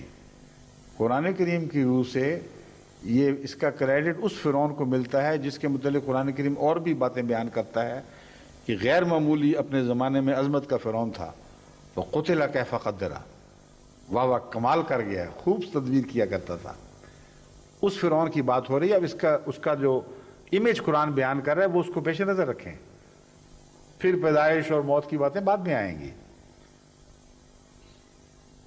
وَجَعَلَ أَهْلَهَا شِيَعًا يَسْتَضْعِفُ طَائِفَةً مِّنْهُمْ، ان میں سے ایک گروہ کو، ساری پبلک کو نہیں، ان میں فرعون مصر کی قوم کے لوگ بھی تھے اور دوسرے قوم بھی آباد تھے، ان کو آپس میں تو بانٹا اور لڑایا، لیکن ان میں سے ایک گروہ کو خصوصیت کے ساتھ کمزور بنانے کا منصوبہ بنایا، اور ان میں سے ان کے بیٹوں کو ذبح کرتا تھا اور ان کی بیٹیوں کو زندہ رکھتا تھا۔ یعنی جیسا کہ ہمارے مفسرین خصوصاً حضرت مسلم موعود نے اس پر کافی سیر حاصل بحث فرمائی ہے کہ مراد ظاہری ذبح بھی لیا جاتا ہے کہ بیٹوں کو ذبح کرنے کا حکم دیا تھا کہ پہلے اونٹوں کو مارا جائے، تب خدا نے جوابی کارروائی سزا کی یہ فرمائی کہ ان کے بیٹے مارے گئے۔ لیکن یہ بحث ایک ضمنی ہے، میں یہاں بتانا چاہتا ہوں کہ یستضعف کی تفسیر بھی ہے۔ یہ کسی قوم کو اگر کمزور کرنا ہو تو ان کے مردانہ صفات لوگوں کو تو تباہ کر دو، ان سے کوئی رعایت نہ برتو، ان کو کوئی سہارا نہ دو، ان کو اپنے حال پر سسکتے کمزور ہونے کے لیے چھوڑ دو۔ اور جو کمزور زنانہ صفت، یہاں عورتوں کے خلاف کوئی بات نہیں، بلکہ فیمنن ایک کانسیپٹ ہے، اس کا مطلب ہے جو ایک غالب شخص کی بات کو قبول کر کے اس کے سامنے سر جھکا دیتے ہیں۔ اس کی قوم کے وہ لوگ جو تمہاری غلامی کا مزاج رکھتے ہیں ان کو اوپر لاؤ، اور ان کے نتیجے میں جو صاحب عزم لوگ ہیں ان کو ڈسٹرائے کر دو۔ یہ اس کی پالیسی بہت زبردست پالیسی تھی، اور بہت کوئی بڑے دماغ کا فرعون تھا، کوئی آرڈنری آدمی نہیں تھا۔ تبھی قرآن کریم ہر جگہ جب فرعون کا ذکر کرتا ہے تو اس کی دنیاوی عظمت اور تکبر کی وجوہات بھی بیان فرماتا ہے۔ اِنَّهُ كَانَ مِنَ الْمُفْسِدِينَ، وہ فسادی تھا، اس نے زمین میں لوگوں کو بانٹا اور کسی کو کمزور کیا، کسی کو بڑھایا، غلط صفات کو تقویت دی، اچھی صفات کو دبایا۔ یہ وہ فرعون ہے جو مفسد تھا۔ وَنُرِيدُ أَن نَمُنَّ عَلَى الَّذِينَ اسْتُضْعِفُوا فِي الْأَرْضِ وَنَجْعَلَهُمْ أَئِمَّةً وَنَجْعَلَهُمُ الْوَارِثِينَ، اور ہم یہ ارادہ کر چکے ہیں، ارادہ کرتے ہیں، اس کا اصل میں ماضی سے تعلق ہے، مگر نوریدو کا چونکہ مضمون مستقبل میں جاری رہنا تھا، اس لیے یہ نہیں فرمایا کہ ارادہ، بلکہ فرمایا ہم نوریدو، ہم یہ ارادہ رکھتے ہیں، ان نمن علی الذین استضعفوا، کہ جن لوگوں کو فرعون نے کمزور بنا دیا تھا، جو کمزور بنا دیے گئے، ان پر احسان فرمائے فی الارض، یعنی زمین میں، یعنی ملک میں، وَنَجْعَلَهُمْ آئِمَّةً، اور ہم انہیں امام بنا دیں، وَنَجْعَلَهُمُ الْوَارِثِينَ، اور ہم انہیں مستقبل میں ان زمینوں کا، ان ملکوں کا وارث بنا دیں جن میں وہ کمزور کیے گئے۔ اب یہ بتاتا ہے کہ یہ فیصلہ کوئی آنن فانن جاری ہونے والا فیصلہ نہیں تھا۔ خدا نے فرعون کے اس ظلم کے نتیجے میں بنی اسرائیل سے ایک خاص احسان کا فیصلہ فرمایا، جس کا اکثر پورا ہونے کا وقت بعد میں آنا تھا۔ اس لیے مستقبل کے حوالے سے بات شروع ہو گئی ہے۔ پہلے الا فی الارض کے لحاظ سے ماضی کی باتیں ہو رہی ہیں، اب ایک ایسا مضمون ہے تائید بنی اسرائیل کا جو آئندہ زمانوں پر پھیلا پڑا ہے، اس لیے قرآن کریم یہاں ماضی کے حوالے کی بجائے ایک مستقبل کا حوالہ دیتا ہے، یعنی مضارعہ کا فعل استعمال فرما رہا ہے۔ وَنُمَكِّنَ لَهُمْ، یہ وہی چل رہا ہے فی الارض، اور یہ بھی ہم نے فیصلہ فرما لیا تھا کہ ان کو زمین میں تمکنت عطا کریں گے۔ وَنُرِيَ فِرْعَوْنَ وَحَامَانَ وَجُنُودَهُمَا مِنْهُمْ مَا كَانُوا يَحْذَرُونَ، اور وہی فرعون جس کا ذکر چل رہا ہے، اس فرعون اور حامان کو اور اس کے لشکروں کو وہ دکھائیں گے جس کا وہ خوف رکھتے ہیں کہ کہیں موسیٰ کی باتیں پوری نہ ہو جائیں۔ اب یہاں کون سے دو فرعون کا ذکر ہے بتائیے؟ پیدائش کا فرعون اور تھا، اور یہ فرعون اور تھا، کوئی گنجائش ہی نہیں رہتی۔ قرآن کریم کسی دوسرے فرعون کا اشارتاً بھی ذکر نہیں فرما رہا، آغاز سے لے کر انجام تک ایک ہی فرعون ہے جس کی علو کی باتیں ہیں کہ وہ اس بنا پر اپنے آپ کو عالی شان سمجھتا تھا، بہت اسکیمیں بنانے والا۔ ایسا فرعون تھا جس کو تاریخ میں ایک بہت بڑا مرتبہ عطا ہونا تھا، اور آج تک رامسیس سیکنڈ کے مقابل پر کوئی اور فرعون ثابت نہیں کر سکتا کہ اس شان کا فرعون ہو۔ ایک ماضی میں پہلے ایک فرعون پیدا ہوا تھا، اس کے تذکرے ملتے ہیں، لیکن اس کی تاریخ بڑی مبہم سی ہے اور کہانیوں میں زیادہ ہے بنسبت اس کے کہ حقائق میں ہو۔ اس فرعون کو تو تمام دنیا کے محققین سب سے بڑا، سب سے زیادہ متکبر، سب سے زیادہ علو حاصل کرنے والا فرعون قرار دیتے ہیں۔ تو قرآن کی یہ جو آیات ہیں یہ خود بخود کھول رہی ہیں مضمون، اس کا نقشہ بالکل واضح کر رہی ہیں، جو کسی اور دوسرے فرعون پر چسپائی نہیں ہو رہا، نہ ہو سکتا ہے۔ پھر فرماتا ہے وَنُمَكِّنَ لَهُمْ فِي الْأَرْضِ وَنُرِيَ فِرْعَوْنَ وَحَامَانَ وَجُنُودَهُمَا۔ حامان بھی اسی زمانے کا کوئی شخص ہے، اور ان کے لشکروں کو ہم اس طرح ہزیمت دیں گے۔ وَأَوْحَيْنَا إِلَىٰ أُمِّ مُوسَىٰ أَنْ أَرْضِعِهِ۔ اب پیدائش کا زمانہ وہی زمانہ ہے، دیکھ لیں۔ اس فرعون کے اس فیصلے کے مقابل پر کہ بچے ذبح کیے جائیں گے، مرد لڑکے ذبح کیے جائیں گے، لڑکیاں باقی رکھی جائیں گی، یہ اس آیت کو طرف واپس لے جا رہا ہے مضمون۔ ہم نے اس کی جوابی کارروائی کیا فرمائی؟ فرمایا ہم نے کہا موسیٰ کی ماں کی طرف وہی فرمائی ان ارضعیہ فاذا خفت علیہ فالقیہ فی الیم، یعنی پیدائش ہوتے ہی اس کو ڈبونے کا کوئی حکم نہیں تھا، اس کو دودھ پلانے کا حکم تھا ایک عرصے تک، ورنہ پھر اس کی واپسی ممکن نہیں تھی۔ وہ اپنی ماں کے دودھ سے آشنا ہو جاتا، اس سے اس کا گہرا ذاتی تعلق قائم ہو جاتا، اتنا پسند اس کو آتا کہ ہر دوسرا دودھ رد کر دیتا۔ اس کی تیاری ہو رہی ہے جو قرآن بیان فرما رہا ہے مضمون۔ ہم نے کہا اس کو اب تو دودھ پلانا شروع کر، اور پھر اس وقت تک اللہ امن میں رکھے گا۔ پھر جب ایسے آثار ظاہر ہوں کہ تو سمجھے کہ اس بچے کی زندگی کو خطرہ ہے، تب تو وہ کام کرنا جس کا تمہیں حکم دینے لگا ہوں۔ وَلَا تَخَافِي وَلَا تَحْزَنِي، اور اس بارے میں خوف نہ کھانا، یعنی القیہ فی الیم میں، تب اس کو یم میں بہا دینا۔ یم سے مراد سمندر بھی ہو سکتا ہے، مگر یہاں دریا مراد ہے، دریائے نیل، اس میں اس کو بہا دینا۔ وَلَا تَخَافِي وَلَا تَحْزَنِي، بالکل ڈرنا نہیں، کوئی غم نہیں کرنا۔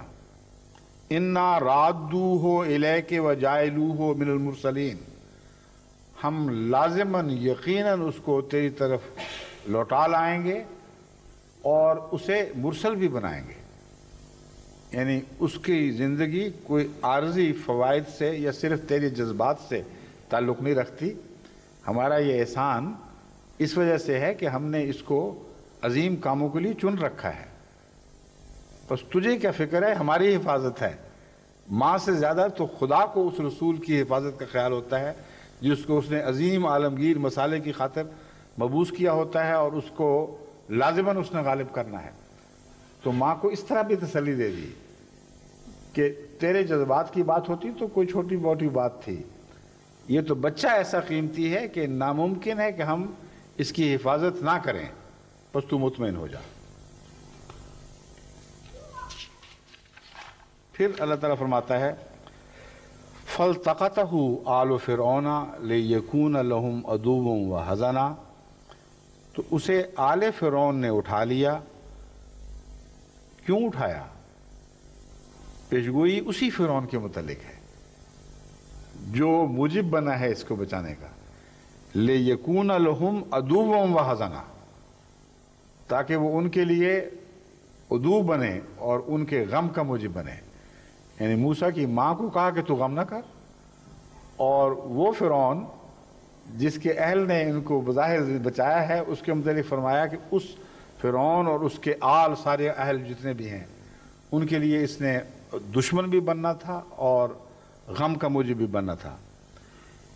ان فرعون و حامان و جنودہما کانوا خاطئین، پھر اسی فرعون کا ذکر ہے جس فرعون کے زمانے میں پیدا ہوئے ہیں، جس فرعون کے زمانے میں خدا کی یہ تقدیر جاری ہوئی ہے، اسی کا ذکر چل رہا ہے، اور فرمایا ہے کہ وہ خطا کار تھے، اس لیے ان کو سزا دینی تھی ہم نے۔ وقالت امرأۃ فرعون قرۃ عین لی ولک، اب پتہ چلتا ہے یہ وہی فرعون ہے جس کے گھر اس نے حضرت موسیٰ نے پرورش پائی۔ اور فرعون کی بیوی نے یہ کہا، اب یہاں آل کی بات نہیں ہو رہی، معلوم ہوتا ہے بائبل کی یہ بات درست ہے کہ اٹھانے والوں میں فرعون کی بیوی شامل نہیں تھی، بلکہ خاندان کے افراد تھے۔ اور قرآن کریم بھی اس وقت فرعون کے کسی بیٹے کی اطلاع نہیں دیتا، اور بائبل بھی کسی بیٹے کا ذکر نہیں کرتی بلکہ بیٹی کا ذکر کرتی ہے کہ بیٹی نے اس کو اپنا لیا تھا، اٹھا لیا تھا، اور پھر وہ کہتی ہے بائبل کہ پھر بیٹی نے اپنا لیا۔ قرآن کریم اس حد تک تو تائید کرتا ہے کہ اٹھانے والوں میں فرعون کے خاندان کے لوگ تھے، لیکن اس بات کو غلط قرار دیتا ہے کہ اپنایا اس بیٹی نے تھا، بلکہ فرماتا ہے اس کی بیوی نے اپنایا ہے، اور یہ بھی بتا رہا ہے کہ اس وقت اس کے اولاد نہیں تھی، کیونکہ یہ مضمون آگے یوں بیان ہوا ہے، عَسَىٰ أَن يَنفَعَنَا أَوْ نَتَّخِذَهُ وَلَدًا وَهُمْ لَا يَشْعُرُونَ، مطلب چپکے سے، ہمیں تمہاری تو کوئی اولاد نہیں ہے، لیکن بعید نہیں کہ اس کو اگر ہمیں آئندہ بھی اولاد نہ ہوئی جلدی تو اسی کو اپنا بیٹا بنا لیں، اور لوگوں کو کیا پتہ لگے گا کون ہے۔ یہ بادشاہوں کے ساتھ ہمیشہ ہوتی آئی ہے، اس زمانے میں نوابوں کے ساتھ بھی یہی ہوا کرتا تھا، جس کا بیٹا نہیں ہوتا تھا کوشش کرتے تھے کہ جھوٹا حمل مشہور کر کے تو کسی اور کا بیٹا لے کے تو کسی جگہ بھیج دیا، اچھا ہاں بچہ پیدا ہو گیا، آ جاؤ واپس آ جاؤ۔ یہ کہانیاں جو ہیں یہ قدیم سے چلی آ رہی ہیں اور سچی ہیں۔ تو فرعون کی بیوی نے تو گواہی دے دی اس بات کی، فطرت کی عورت کی، کہ کوئی بات نہیں، کسی کا لے کے پال لیں گے، مشہور کر دیں گے کہ ہمارا ہی ہے۔ یہ واقعہ بتا رہا ہے کہ فرعون کی بیوی تھی جس نے حضرت موسیٰ کو پالا، اور وہی فرعون ہے جس نے علا کیا ہے، وہی فرعون ہے جس کی حضرت موسیٰ سے ٹکر ہوئی ہے، اور کسی تیسرے فرعون کا کوئی ذکر نہیں۔ اگر حضرت موسیٰ کی پیدائش کو سیٹی کے زمانے میں منتقل کرتے ہیں اور اس کے بیٹے ریمسس کو ایک دوسرا فرعون بتاتے ہیں جو بعد میں بہت بڑے بڑے عظیم کام کر گیا ہے، تو مشکل یہ پڑتی ہے کہ اس کا تو زمانہ 10 سال کا ہے صرف، اور جب حضرت موسیٰ پیدا ہوئے ہیں اس وقت ریمسس کی عمر 29 سال تھی، ریمسس سیکنڈ کی عمر 29 سال تھی۔ تو یہ باتیں تو اس ماں کو سجتی نہیں ہیں کہ ہم بیٹا بنا لیں اور کسی کو پتہ نہ لگے۔ اگر بیٹا ہوتا تو یہ کہتی کہ میں زائد بیٹا بنا لیں، تو یہ لا یشعرون والی بات نہیں کہہ سکتی تھی۔ قرآن کریم اتنا عظیم کلام ہے کہ باریک در باریک گوشوں پر روشنی ڈالتا چلا جاتا ہے، کسی اور کتاب کے احتیاج کے بغیر آپ اس سے پرانی تاریخ کو اثر نو تعمیر کر سکتے ہیں، جو عین عقل کے تقاضوں کے مطابق بنتی ہے۔ مگر آج چونکہ وقت زیادہ ہو گیا ہے، اس لیے انشاءاللہ باقی کل ہے نا وقت، کل یہیں سے شروع کریں گے، تاکہ یہ صرف کج بحثیوں کی باتیں نہ رہیں کہ اس نے لکھ دیا فلاں والا میں اس کا جواب دیتا پھروں۔ میرا یہ کام نہیں ہے کہ اس قسم کی چھوٹی چھوٹی کج بحثیوں میں مبتلا ہوں۔ میں تمام دنیا کی جماعت کی تربیت اور ان کے علم میں اضافے کی خاطر یہ مضمون قرآن کے حوالے سے اور تاریخ کے حوالے سے عمومی طور پر سمجھاؤں گا۔ اس کے بعد ہماری تحقیق جاری رہے گی۔ اگر کسی نے برعکس بات کرنی ہے تو تحقیق کا حق ادا کرے، اور محقق کی طرح تمام پہلوؤں کے ما لہ و ما علیہ جو حق میں باتیں ہیں اور جو خلاف باتیں ان پر غور کرے، پھر حوالوں سے تحقیق بھیجے، تو انشاءاللہ ضرور اس تحقیق کا مطالعہ کیا جائے گا، لیکن فیکسوں کے جواب اب نہیں آئیں گے۔ ایک خط دے دیا، فیکس نے تو بڑا ایک احسان بھی کیا، مصیبت بھی ڈالی ہوئی ہے۔ اچھا، السلام علیکم ورحمۃ اللہ.